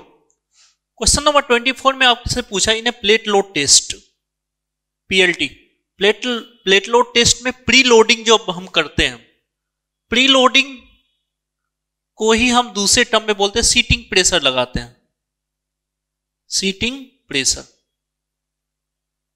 तो IS कोड इस सीटिंग प्रेशर या प्री लोडिंग के लिए कितना प्रेशर को रिकमेंड किया है? तो according to the IS code जो हम सीटिंग प्रेशर लगाते हैं दैट विल बी 70 ग्राम पर centimetre square. C is the correct answer. Okay, next question देख लेते हैं, क्वेश्चन नंबर 25। क्वेश्चन नंबर 25 ये पूछा according to the IS code the permissible value of settlement, settlement का परमिसिबल वैल्यू किसमें? Clay and sand. So permissible value of settlement in a clay and sand, तो according to the IS code जो clay में permissible value of settlement होता है आपका, वो होता है 60 मिलीमीटर, एंड जो सैंडी सॉइल है उसमें हो जाता है आपका 30 मिलीमीटर। तो आंसर क्या हो जाएगा? B is the correct answer. Okay, now question number 26, see what is given the value of factor of safety. तो आपसे पूछा फैक्टर ऑफ सेफ्टी का वैल्यू जब हम फाउंडेशन का डिजाइन करते हैं, फैक्टर ऑफ सेफ्टी जब हम फाउंडेशन का डिजाइन करते हैं तो कितना लेते हैं? तो अकॉर्डिंग टू IS कोड जो हम फैक्टर ऑफ सेफ्टी यूज करते हैं दैट इज 2 to 3। कितना यूज करते हैं? 2 to 3. Okay, so A is the correct answer. Next you can see the question number 27. ठीक है, स्ट्रेंथ ऑफ मटेरियल का क्वेश्चन है, अच्छा क्वेश्चन है. A rectangular bar of width B, तो सपोज कीजिए एक बार है रेक्टेंगुलर, बना लिया जाए. समझिएगा क्वेश्चन में पूछा क्या.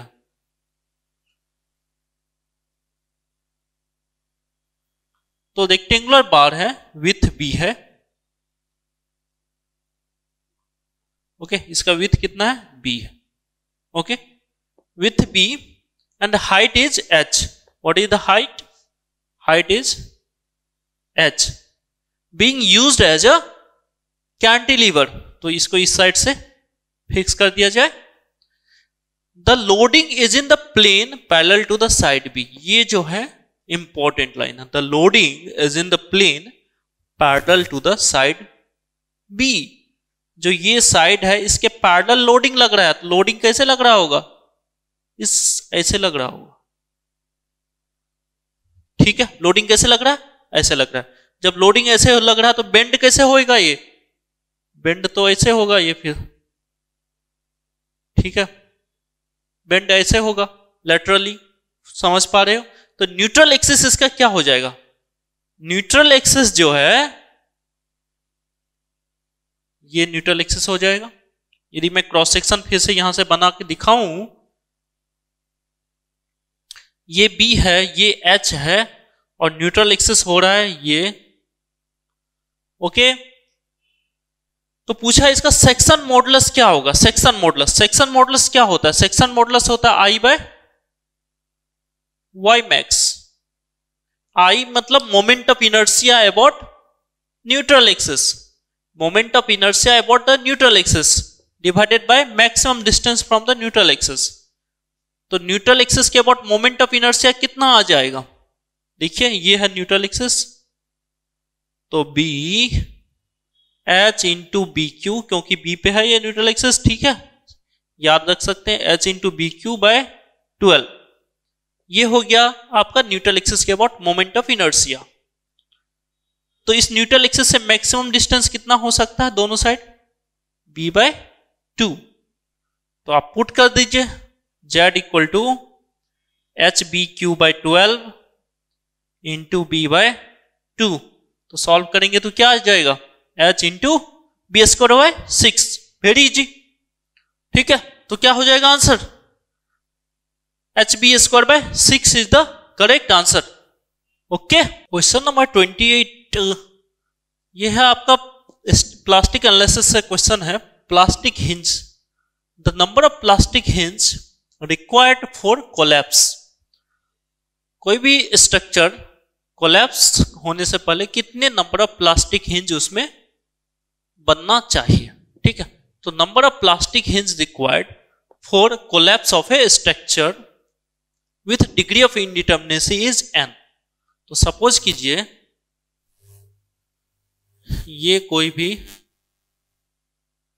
लेटर से सिंपल ले लेते, सिंपली सपोर्टेड है. ठीक है, कोलैप्स होने के लिए इसको सपोज यहां पे हिंज बन जाए तो ये कोलैप्स हो जाएगा.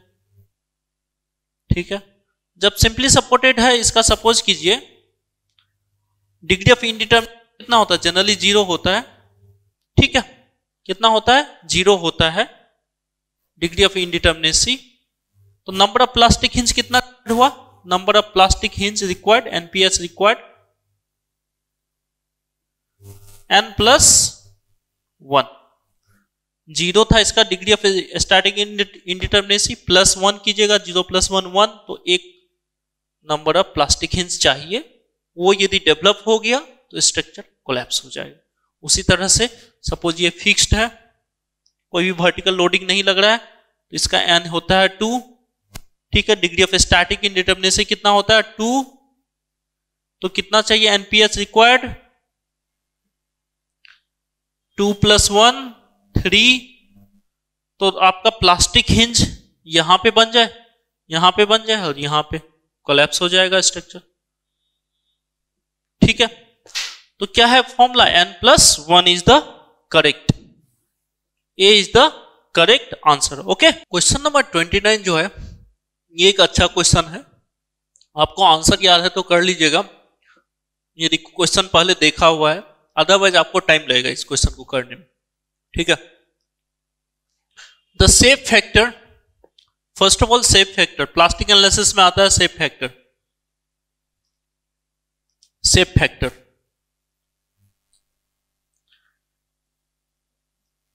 ये होता क्या है?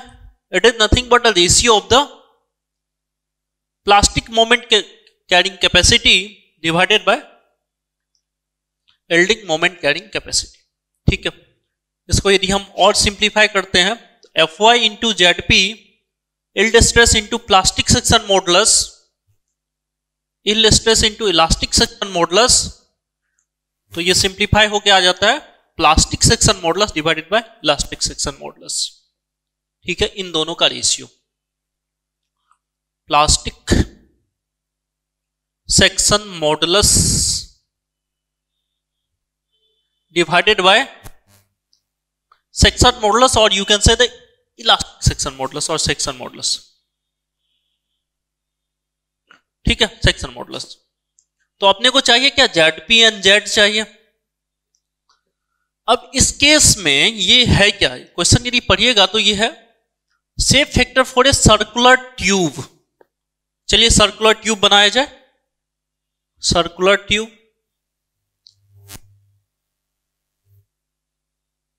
ठीक है, तो ये एक सर्कुलर ट्यूब होगी आपका विद आउटसाइड डायमीटर, इसका आउटसाइड डायमीटर दिखा दिया जाए, ये है आपका आउटसाइड डायमीटर डी नोट। ठीक है, and inside diameter D I. इन दोनों में क्या रिलेशन दिया हुआ है? The outside diameter equal to twice the inner diameter. That means आपको दिया हुआ है D naught equal to 2 times of D I. ठीक है, या फिर हम रेडियस के टर्म में यही लिख सकते हैं R nought equal to 2 times of R I, कोई इशू नहीं है। ओके, तो पहले अपन निकालते हैं जेड पी, कैलकुलेट करते हैं plastic section modulus. Z P होता क्या? Half of the area y1 plus y2। देखते हैं ये है क्या, y1 एंड y2। तो ये जो है आपका सर्कुलर ट्यूब, इसको यदि हाफ करके देखिएगा, यहीं पे देख लेते हैं, तो इसके ऊपर हाफ एरिया है, इसके नीचे हाफ एरिया है। ठीक है, तो इसका ऊपर वाले पोर्शन का सीजी कहीं पे होगा, ऊपर वाले पोर्शन का सीजी कहीं पे होगा, वो यहां से डिस्टेंस है y1। उसी तरह से नीचे वाले पोर्शन का सीजी कहीं पे होगा, वो डिस्टेंस है y2। तो वही है a/2 half of the area y1 plus y2। अब इशू ये है, अपने को y1 एंड y2 निकालना पड़ेगा। एक चीज तो क्लियर होगा, जो y1 एंड y2 दोनों सेम होगा, because it's a symmetrical diagram, it's a symmetrical diagram, so y1 and y2 दोनों सेम होगा। ओके, तो ये जो आपको दिख रहा है, इसका CG यहां से y1 जो हम बोल रहे हैं, यहां से y1 पे है CG। ठीक है, तो y1 का जो वैल्यू आता है 4/3 pi R naught minus R I. ये आप डिराइव कर सकते हैं, डेरिवेशन से आता है 4/3 pi R naught minus R I. Okay, sorry, ये आता 4/3 pi R note cube minus R I cube divided by R note square minus R I square, ये आएगा आपका। ओके, ड्राइव कीजिएगा तो ये आएगा इसका y1, और यही y2 भी सेम है। तो अपने को तो एक चीज पता चल गया, y1 y2। R naught is the outer radius, R I is the inner radius, मतलब R naught is the this and Ri is this. Okay, area कितना है? Pi into R note square minus R I square. ठीक है, because it's a होलो, ये बीच से होलो है तो पूरे का निकाल लिया R nought pi R square minus फिर पाई आर इंटरनल का माइनस कर दिया. तो जेड पी यहां से अपन निकाल सकते हैं. तो Z P equal to pi into R note square minus R I square divided by 2. ये हो गया a by 2. y1 plus y2, क्योंकि y1 एंड y2 दोनों सेम है तो इसी का ट्वाइस करने वाले हैं तो इसको लिख देते 2 times of 4/3 pi R note cube minus R I cube divided by R note square minus R I square. यहां तक किसी को कोई इशू नहीं हो रहा होगा? ठीक है, क्लियर है यहां तक?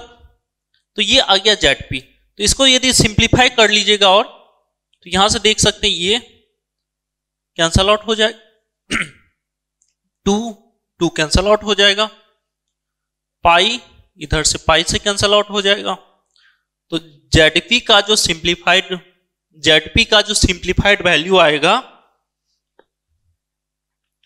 4/3 R note cube minus R I cube. इसको आप याद भी रख सकते हैं, याद रख लीजिएगा ज्यादा better. 4/3 R note cube minus R I cube, ये तो हो गया जेड पी. अब आ जाते हैं अपन जेड पे. जेड क्या होता है? आई बाय वाई मैक्स. ठीक है, ये इसका आई मोमेंट ऑफ इनर्शिया यदि निकालिएगा, मोमेंट ऑफ इनर्शिया इसके वॉट. ठीक है, तो सर्कुलर का क्या होता है? पाई आर 4/4 पाई आर 4/4. ठीक है, उसमें से इंटरनल वाले को माइनस कर दीजिए. ये हो गया मोमेंट ऑफ इनर्शिया आई. और वाई मैक्स का वैल्यू कितना है? मैक्सिमम डिस्टेंस, यहां से मैक्सिमम डिस्टेंस कितना चाहिएगा आप? Y max equal to R naught. ठीक है, इसको यदि जेड पता चल गया आपको, Z equal to pi by 4 R naught 4 minus R I 4 divided by R naught. इन दोनों का रेशियो ले लिया जाए. What you have to do, you have to take the ratio of these two. तो ये जो है एक अच्छा क्वेश्चन था. ठीक है, it's a good question.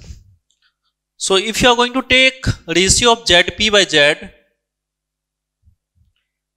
4/3 R naught Q minus RI Q divided by pi by 4 R naught 4 minus RI 4 divided by R naught, and if you are going to replace this value, क्या R naught equal to 2 times of RI, तो यहां पे replace कर दीजिएगा are note को 2 times of R आई से. तो जो सेफ फैक्टर आता है, सेफ फैक्टर वो आता है 1.58. तो आंसर क्या हो जाएगा? सी इज द करेक्ट आंसर. तो ये लेंथी क्वेश्चन था, अच्छा क्वेश्चन है ये. वन ऑफ द जो भी पूरा 50 क्वेश्चन में सबसे अच्छा क्वेश्चन है ये. ठीक है, चलिए नेक्स्ट क्वेश्चन देखते हैं. कुछ भी डाउट हो इसमें समझ नहीं आए तो कमेंट में लिखिएगा. Okay, question number 30. A beam of length L is pinned at both ends. Suppose कीजिए ये बीम है, दोनों साइड जो है पिन किया हुआ है. ठीक है, and is subjected to a concentrated bending moment M at its centre. एक मोमेंट लग रहा है इस पे, कहां पे? सेंटर में. इधर से L/2, इधर से L/2. The maximum bending moment in the beam is, maximum bending moment कहां पे होगा? ठीक है, और उसका मैक्सिमम बेंडिंग मोमेंट का वैल्यू क्या होगा ये पूछा आपसे. तो इसमें यदि M मोमेंट ऐसे लग रहा है, सपोज कीजिए ये क्लॉकवाइज लग रहा है, तो इसको बैलेंस कौन करेगा? रिएक्शन ही, एंटी क्लॉकवाइज लगा के. रिएक्शन जो है कपल जनरेट करना चाहिए, और इस रिएक्शन का वैल्यू कितना आ जाएगा, m/l, ठीक है। So these two reactions will going to generate a couple, ऐसे एंटी क्लॉकवाइज, बिकॉज ये मोमेंट हमने क्लॉकवाइज एज्यूम किया इसलिए, ठीक है। तो इसका बेंडिंग मोमेंट यदि बनाए अपन बेंडिंग मोमेंट डायग्राम, तो पता ही होगा आपको, बेंडिंग मोमेंट यदि इक्वेशन लिखे कोई भी डिस्टेंस x पे, तो क्या लिखिएगा, bending moment at any distance x equal to, ये है m/l इंटू एक्स, निगेटिव में क्योंकि ये हॉगिंग दे रहा है, ओके। बेंडिंग मोमेंट इक्वेशन क्या हो जाएगा, m/l इंटू एक्स। कैसा दिख रहा है ये नेचर, लीनियर इक्वेशन। नेगेटिव में क्यों, क्योंकि ये जो लोड है कैसा है, बेंडिंग मोमेंट जब भी ड्रॉ करते तो ये साइन कन्वेंशन फॉलो करते हैं। हम लेफ्ट साइड से स्टार्ट करें, लेफ्ट साइड से ये वाला फॉलो करेंगे, क्लॉकवाइज मोमेंट होगा तो पॉजिटिव लेंगे, तो ये जो है एंटी क्लॉकवाइज मोमेंट एक्स पे जनरेट करेगा, m/l इंटू एक्स, तो नेगेटिव में लिखा। इसका यदि डायग्राम बनाइएगा तो कैसा आएगा, यहां से this is the bending moment diagram, okay. This is m/2,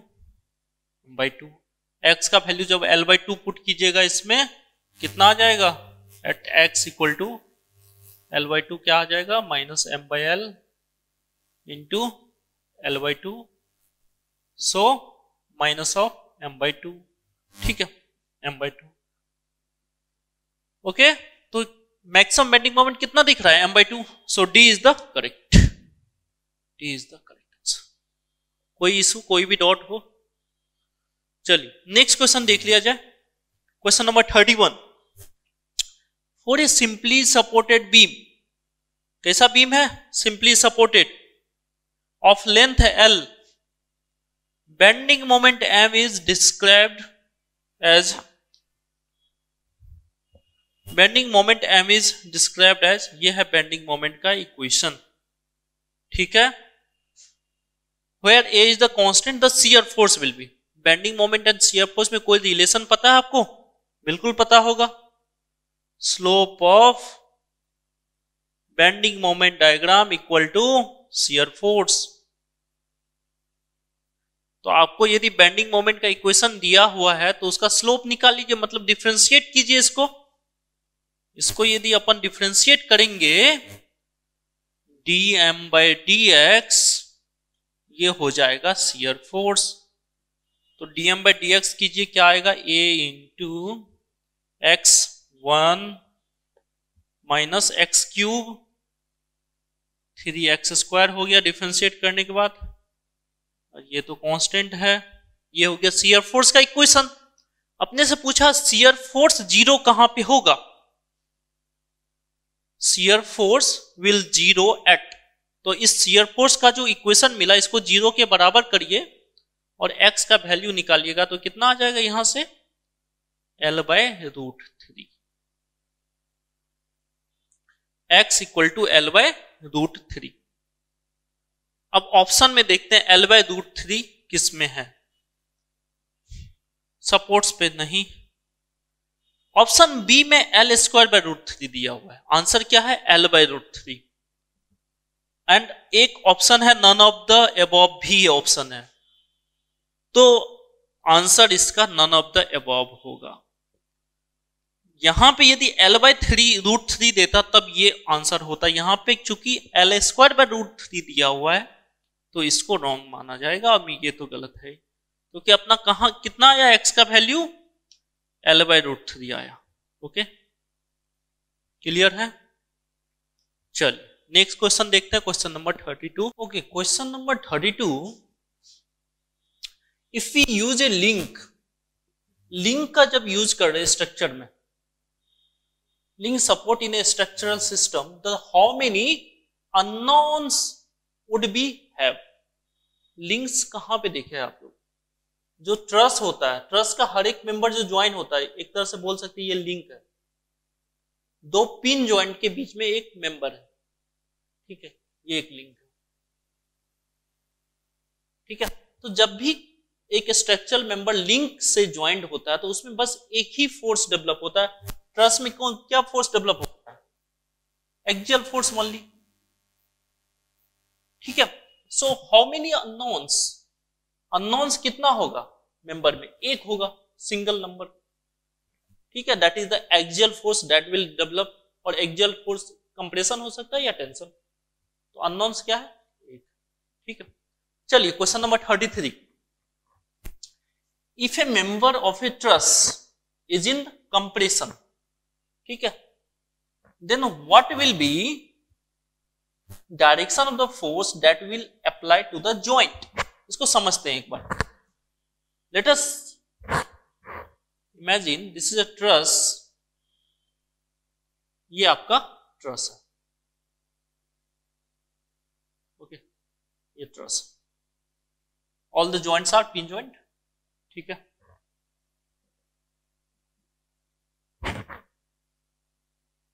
okay, all the joints are pin joint. Now जो बॉटम कॉर्ड मेंबर होता है, बॉटम कॉर्ड में जो भी मेंबर है इसमें कंप्रेशन डेवलप होता है। These are all the compression member. And top chord member जो होता है ये टेंशन डेवलप होता है। बाकी जो इंक्लाइंड मेंबर है इसमें कंप्रेशन भी हो सकता है, टेंशन भी। Compression, tension. ओके, नाउ तो यहां पे क्वेश्चन में बोल रहा है जो कंप्रेशन मेंबर है। चलिए ये एक कंप्रेशन मेंबर ले लेते हैं। This is a compression member. ठीक है, तो ये कंप्रेशन मेंबर है। सो इनके सब कंप्रेशन मेंबर है तो इसमें कैसा फोर्स डेवलप होगा? मैं सपोज यहां से लेके यहां तक कट कर लिया, कट करके ये इसको यहां पे दिखा रहा हूं मैं, तो इसमें फोर्स कैसा आएगा? Compressive axial force, compressive axial force, let us से पीपी। जो ये सपोर्ट था, सपोर्ट, तो सपोर्ट पे कैसे लगेगा? यहां पे थोड़ा सा विजुलाइज कीजिए। ये मेंबर में है कंप्रेसिव ऐसे, तो जो ये सपोर्ट है यहां पे कैसा आएगा? ऐसा, इसको बैलेंस करने के लिए। That means at the support the force will be like this to balance that. Okay, so वही पूछा आपसे, then what will be direction of force that it will apply to the joints. तो ये जो joints है, ये joints यहां पे कैसा फोर्स दिख रहा है आपको? If the member is in compression then at the joints the force will be inward. देख सकते हैं ये फोर्स कैसा है? इनवर्ड लगा है। Okay, so D is the correct answer. Fine. Now question number 34, if you are going to say assume AB equal to BC equal to 1 metre. तो ये एक दिया हुआ है डायग्राम, क्वेश्चन में डायग्राम दिया हुआ था आपका। AB इक्वल टू BC दोनों जो है 1 मीटर का है for the following beams. Okay, what will be the vertical reaction at point B? पूछा है B पॉइंट पे वर्टिकल रिएक्शन कितना आएगा? वर्टिकल रिएक्शन तब आएगा ना जब इस पे लोडिंग होगा। तो क्वेश्चन में कोई लोडिंग दिखाया ही नहीं, क्वेश्चन में कोई भी लोडिंग नहीं शो किया हुआ है, तो वर्टिकल रिएक्शन कितना होगा? 0। ठीक है, एक्चुअली वो क्वेश्चन में लोडिंग दिखाने वाला था, वो मिसप्रिंट हुआ है। अब मिसप्रिंट हुआ तो 0 होगा, सबको मार्क्स मिलेगा इसमें। ठीक है, क्वेश्चन नंबर 35 देखते हैं क्या है। If we required constructing ILD influence line diagram of vertical support at a pin joint. Vertical support जो पिन जॉइंट, सपोज कीजिए ये है एक बीम, ये है पिन जॉइंट। ठीक है, तो पिन जॉइंट का vertical support at a pin joint, then according to Muller Breslau principle by which type of support should it be replaced. तो म्यूलर-ब्रेसली प्रिंसिपल बोलता है, सपोज आपको ILD, यदि RA का ILD बनाना है, RA का ILD बनाना है तो क्या करना होता है? इसको यूनिट डिस्प्लेसमेंट दे दीजिए, इसको उठा के यहां पे शिफ्ट कर दीजिए, तो ये बीम कैसा दिखेगा? ऐसे दिखेगा। यूनिट डिस्प्लेसमेंट दीजिएगा तो मतलब आपने किया क्या? इस सपोर्ट को कैसे चेंज किया? इस सपोर्ट को हमने रोलर लगा दिया, पिन करके रोलर लगा दीजिएगा, तभी तो इसको यहां से यहां मूव कर पाइएगा। तो आंसर जो हो जाएगा पिन रोलर। ठीक है, so D is the correct answer, question number 35। And question number 34 में या तो सबको मार्क्स दे दे या फिर 0 आंसर कंसीडर करें। क्वेश्चन नंबर 36 जो है आपका, या which structure will perform better during the earthquake. Earthquake के टाइम में कौन सा स्ट्रक्चर जो है बेटर परफॉर्म करता है। ठीक है, तो इसमें जो कॉन्सेप्ट लगता है ना, जो अर्थक्वेक के टाइम में लोड जो आता है उसके हिसाब से कौन सा स्ट्रक्चर बेटर परफॉर्म करेगा। तो जनरली जो है स्टैटिकली इनडिटर्मिनेट जो स्ट्रक्चर होता है, जो स्टैटिकली इनडिटर्मिनेट स्ट्रक्चर होता है, उसमें रीडिस्ट्रीब्यूशन ऑफ लोड होने का, उसमें रीडिस्ट्रीब्यूशन ऑफ लोड जो है अच्छे से होता है। जो आपका स्टैटिकली इनडिटर्मिनेट है उसमें लोड का रीडिस्ट्रीब्यूशन होता है। तो जब लोड रीडिस्ट्रीब्यूट हो जाएगा तो उसका इंपैक्ट जो है एक जगह पे कम रहता है। तो इसलिए जो इन केस ऑफ अर्थक्वेक हम बोल सकते हैं स्टैटिकली इनडिटर्मिनेट स्ट्रक्चर जो होता है वो अच्छा परफॉर्म करता है। ओके, चलिए नेक्स्ट है question number 37। If support B, ये एक फिक्स्ड बीम दिया हुआ है आपका क्वेश्चन में, इसमें बोला है जो बी जो सपोर्ट है ना, support B settle by 1 millimetre downward. तो सपोर्ट बी जो है क्या हुआ, डाउनवर्ड सेटल हो गया। कितना, 1 millimetre, right. Okay, what is the direction of rotation at A. Direction of rotation at A पे रोटेशन का डायरेक्शन पूछा। जब कोई भी बीम ऐसे सेटल होगा ये वाला अपनी जगह पे, तो ये जनरली ऐसे होना चाहेगा, ऐसा होना चाहेगा, मतलब यहां पे थीटा बनाना चाहेगा और यहां पे भी थीटा बनाना चाहेगा। चूंकि ये एक फिक्स्ड सपोर्ट है तो ये थीटा जो है वो बन नहीं पाएगा, यहां पे रोटेशन हो नहीं पाएगा, तो इसको ऐसे मोमेंट डेवलप भी होगा, यहां पे भी ऐसा डेवलप होगा। जो ये दोनों मोमेंट है ये मिला के इसको जो है फिर ऐसे कर देगा। ठीक है, इस मोमेंट का वैल्यू क्या होता है, ये मोमेंट का होता है वैल्यू 6EI, जितना सेटलमेंट हुआ डेल्टा बाय L स्क्वायर, ये भी same 6EI delta by L square. अब क्वेश्चन में पूछा है ए पॉइंट पे, at point A direction of the rotation at A पे रोटेशन का डायरेक्शन क्या होगा। अब यहां पे मोमेंट कैसा लग रहा है, मोमेंट लग रहा है आपका कैसा लग रहा है, एंटी क्लॉकवाइज। तो रोटेशन कैसा हो रहा होगा, क्लॉकवाइज। रोटेशन क्लॉकवाइज हो रहा था, उसको अपोज करने के लिए ये एंटी क्लॉकवाइज मोमेंट डेवलप हुआ। तो रोटेशन कैसा हो रहा है ए पे, रोटेशन ए पे कैसा होगा, clockwise. C is the correct answer, C जो है आपका करेक्ट है। ओके, कोई इशू नहीं है। क्वेश्चन नंबर 38 जो है आपका, यह है the transverse reinforcement provided at right angles to the main reinforcement. जो भी स्लैब होता है, स्लैब में जो है मेन रेनफोर्समेंट भी होता है और ट्रांसवर्स रेनफोर्समेंट भी होता है। तो ट्रांसवर्स रेनफोर्समेंट का पर्पस क्या होता है, रेजिस्ट द टेम्परेचर स्ट्रेस, सही। रेजिस्ट द श्रिंकेज स्ट्रेस, सही है। डिस्ट्रीब्यूट द लोड, सही है। So here the all the above is the correct answer, all the above is correct. एक चीज याद रखना, जब भी ऑप्शन में ऑल द अबव हो तो मैक्सिमम चांसेस होता है ऑल द अबव सही होगा। ठीक है, तो मैक्सिमम चांसेस यही होता है, all the above. Maximum chances बोला, प्रोबेबिलिटी। ओके, तो यहां पे आंसर हो जाएगा all the above. Next question number 39।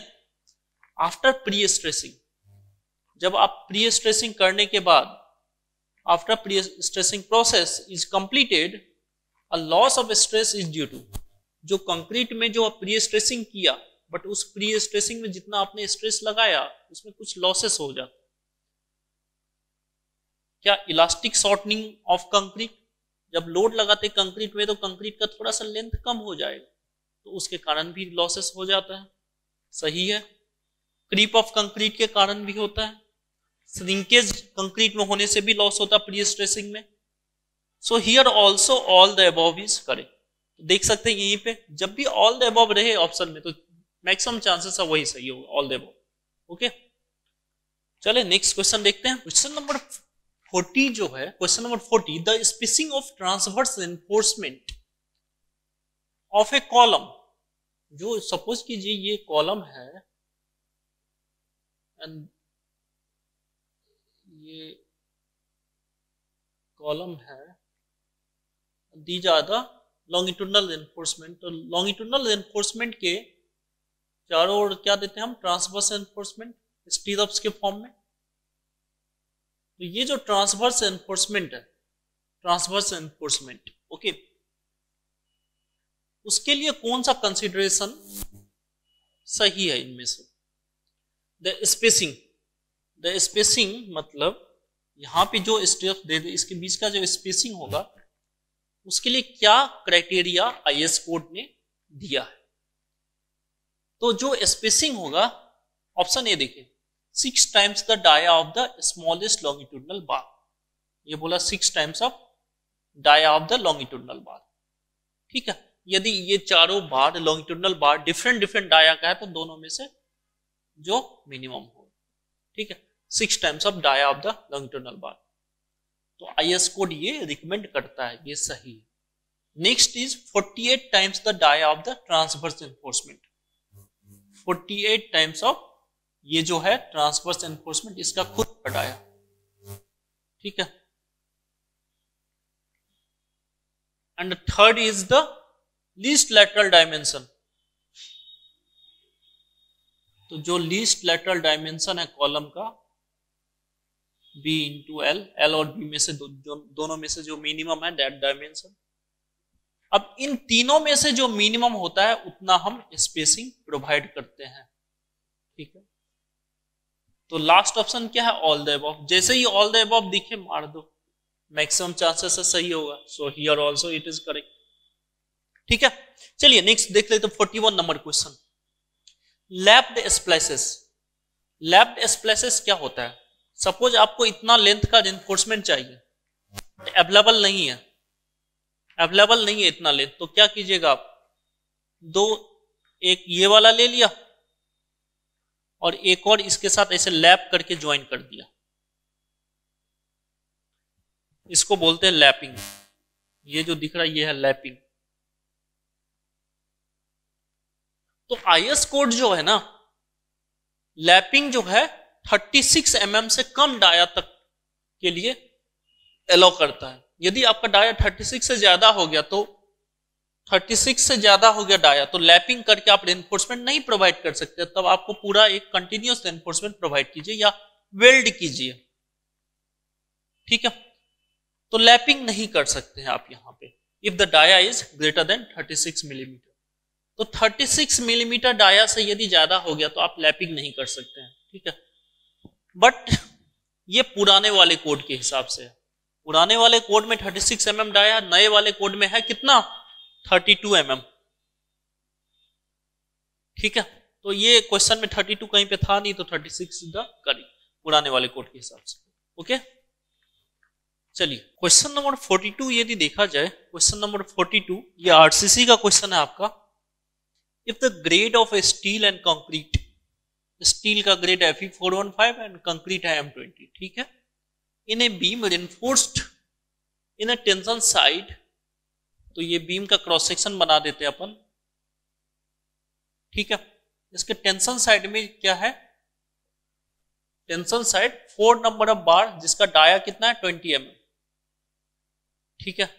4 number of bars 20 mm dia, okay. With है 30 centimetre, that means 300 millimeter, and effective depth is 55.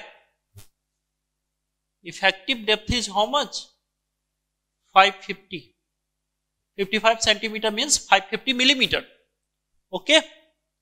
Then the depth of the neutral axis पूछा आपसे, जो depth of neutral axis बताइए। ये neutral axis है। तो कैसे निकालते हैं अपन एलएसएम में? C equal to T 0.36 FCK B into XU equal to 0.87 FY into AST।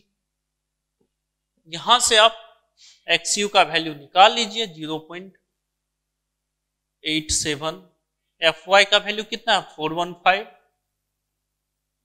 AST निकाल लीजिए pi by 4 into 20 square, area of tensile steel, okay, divided by 0.36 FCK, 0.36 FCK कितना है 20, कितना 300। So if you are going to solve this, you will get 209.9 millimeter. So A is the correct. ठीक है, A जो है यहां पे correct answer. चलिए क्वेश्चन नंबर 43 देख लिया जाए। द डबली रेनफोर्स्ड सेक्शन कब यूज करते हैं? जब हम सिंगली रेनफोर्समेंट में हमारा ओवर रेनफोर्स हो जाए, सिंगली रेनफोर्समेंट पे लोड इतना आए जिससे कि उसमें रेनफोर्समेंट देने के बाद वो ओवर रेनफोर्स्ड हो जाए, या फिर सिंगली रेनफोर्स बीम का जो डेप्थ है वो बहुत ज्यादा देना पड़े, तो उस केस में हम डबली रेनफोर्समेंट की ओर शिफ्ट करते हैं। ठीक है, तो डबली रेनफोर्स सेक्शन दिया हुआ है हैविंग D इक्वल टू 600। देखिए डबली रेनफोर्समेंट कैसे दिखेगा, ठीक है, इसका जो D है वो 600 मिलीमीटर है और नीचे में कितना 625, 6 number of bars, 25 mm dia at the bottom, 2 3 4 5 6 number of bars at the rate 25 millimetre.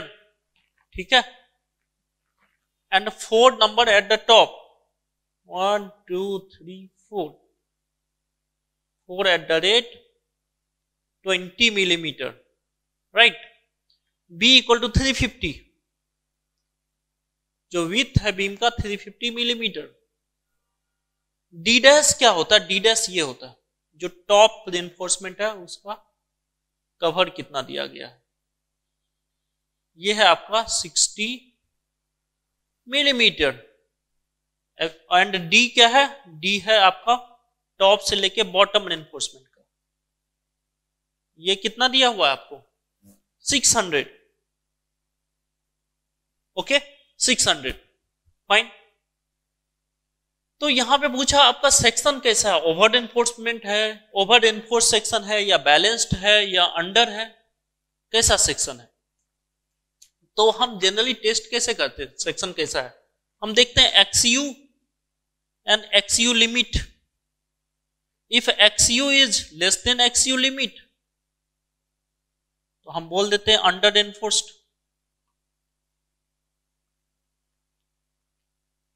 If XU equal to XU limit, limiting section का जो डेप्थ है, तो इसको हम बोल देते हैं बैलेंस सेक्शन है।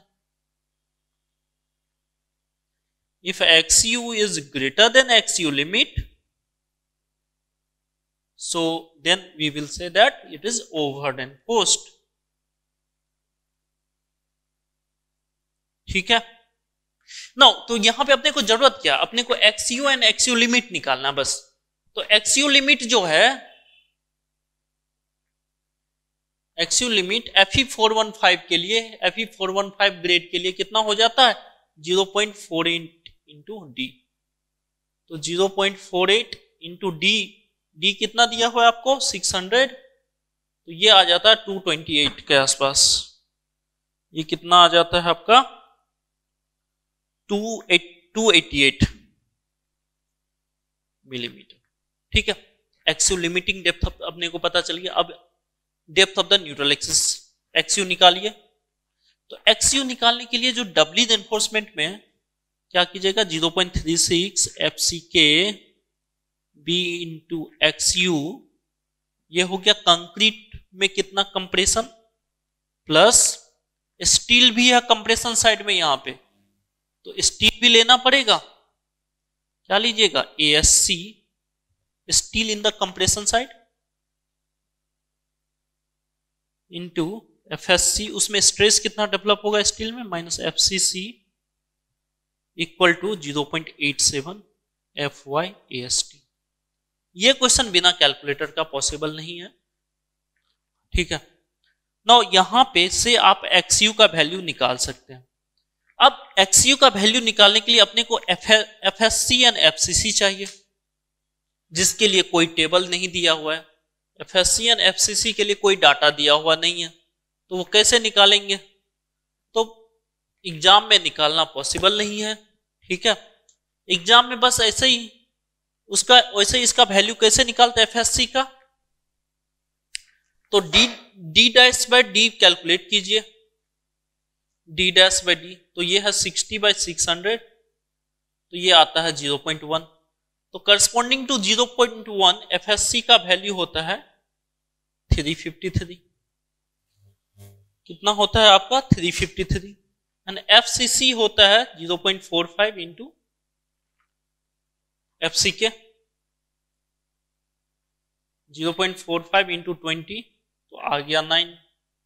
तो आप पुट कीजिए सारा, सो 0.36 into FCK 20 into 350 into XU plus ASC। इसका यदि टोटल एरिया निकालिएगा ASC का, तो वो आएगा,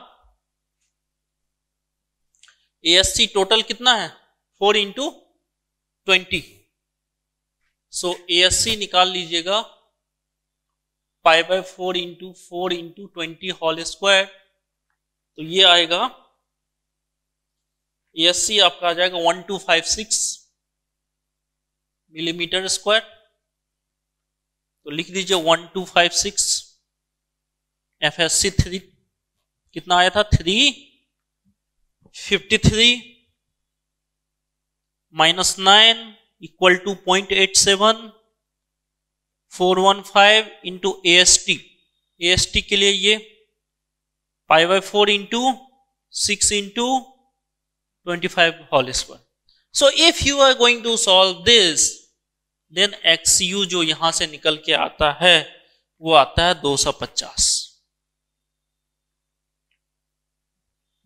250।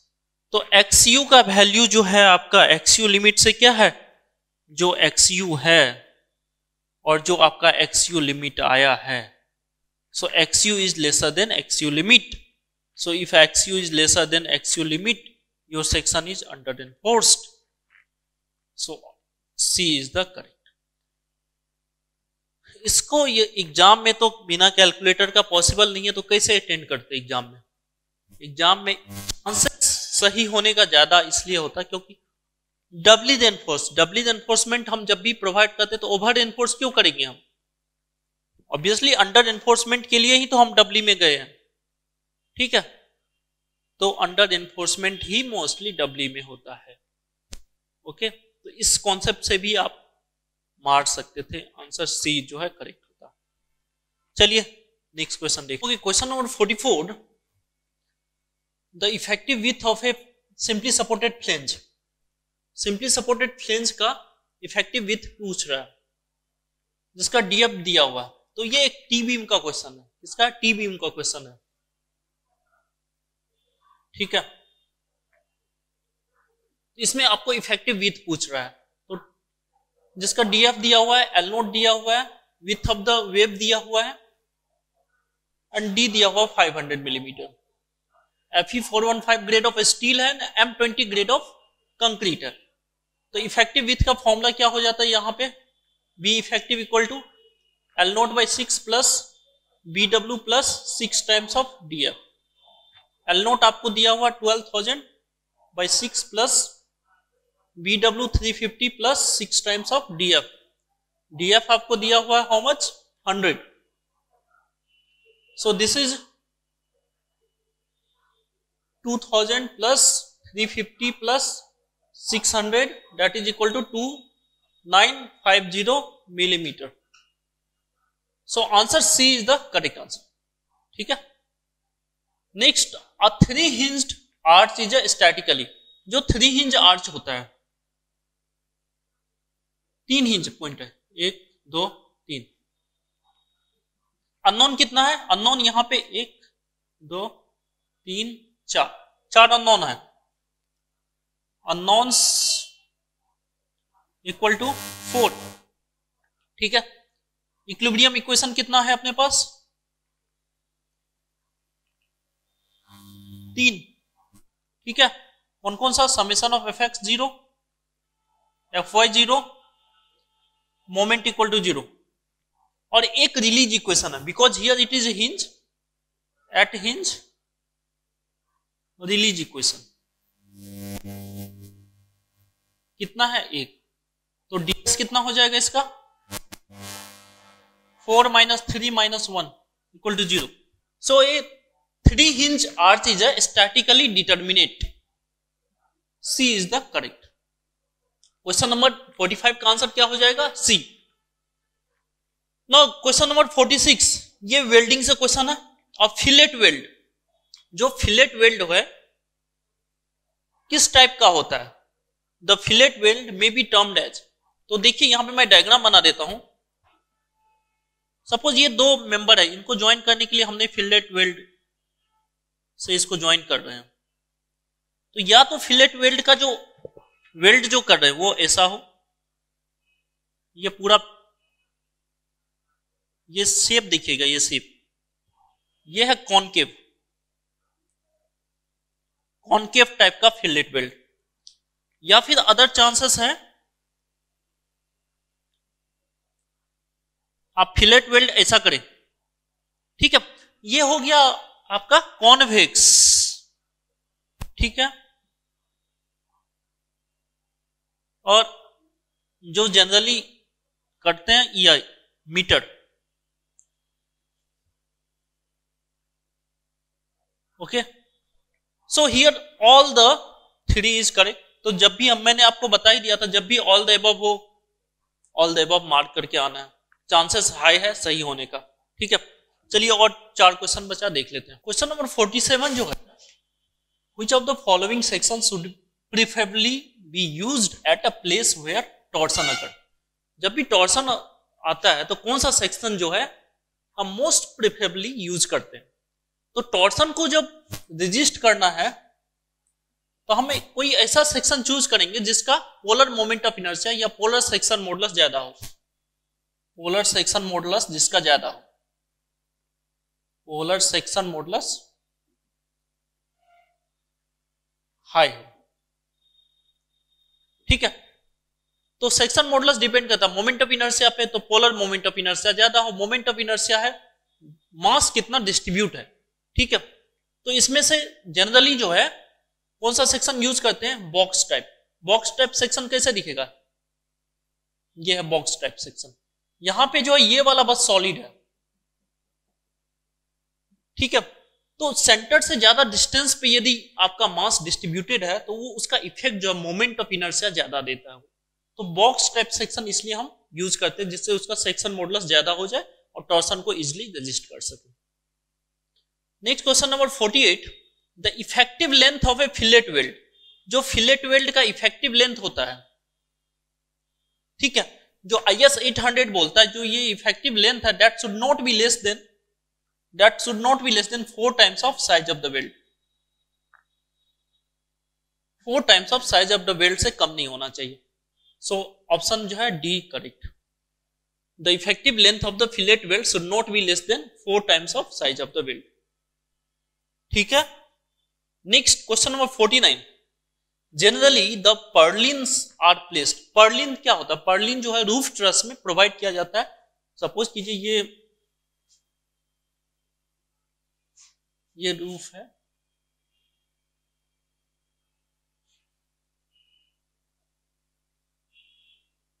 ठीक है, तो इसको बोलते हैं राफ्टर।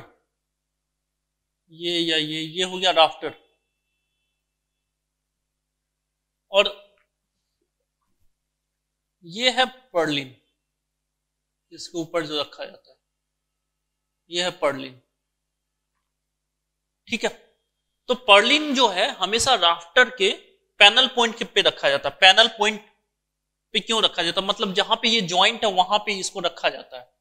पर्लिन को, तो उससे होगा क्या, इसमें जो है राफ्टर में कोई भी बेंडिंग मोमेंट डेवलप नहीं हो, जैसे इसका लोड डायरेक्टली इस ज्वाइंट के थ्रू ट्रांसफर हो जाए, सो बेंडिंग मोमेंट जो है राफ्टर में डेवलप नहीं हो, so as to avoid bending moment in a rafter. चलिए लास्ट क्वेश्चन देखते हैं, क्वेश्चन नंबर 50 है IS 800 2007 limits the values of width to thickness ratio. IS 800 2007 यदि आप देखिएगा, स्टील का कोड बुक है, B/TW का वैल्यू जो है रिस्ट्रिक्ट किया डिफरेंट सेक्शन के लिए, ठीक है, ये मिल जाएगा टेबल नंबर 2 में IS 800 2007 में। तो B/TW का वैल्यू जो है सेक्शन के लिए रिस्ट्रिक्ट किया है, क्यों, जिससे कि उस सेक्शन में लोकल बकलिंग नहीं हो, ठीक है, तो सेक्शन में लोकल बकलिंग से फेल्योर नहीं हो जाए, इसलिए B/TW का वैल्यू जो है उससे उसको एक क्राइटेरिया सेट किया, जो if the B/TW value is greater than that then there should not be local buckling, तो लोकल बकलिंग नहीं होगा, ठीक है, तो आंसर क्या हो जाएगा सी। तो ओवरऑल पेपर के बारे में यदि देखा जाए तो कैसा था पेपर, तो पेपर एक तरह से मॉडरेट बोला जा सकता है इसको, पेपर नंबर 5 को। कुछ क्वेश्चन, क्योंकि कुछ क्वेश्चन में बहुत ज्यादा लेंथी कैलकुलेशन था, ठीक है, जिसको बिना कैलकुलेटर से सॉल्व नहीं किया जा सकता है, तो पेपर अच्छा है, ठीक है, इतना भी इजी नहीं है और डिफिकल्ट भी नहीं है, मॉडरेट में रख सकते हैं इस पेपर को। Okay, so best of luck all of you.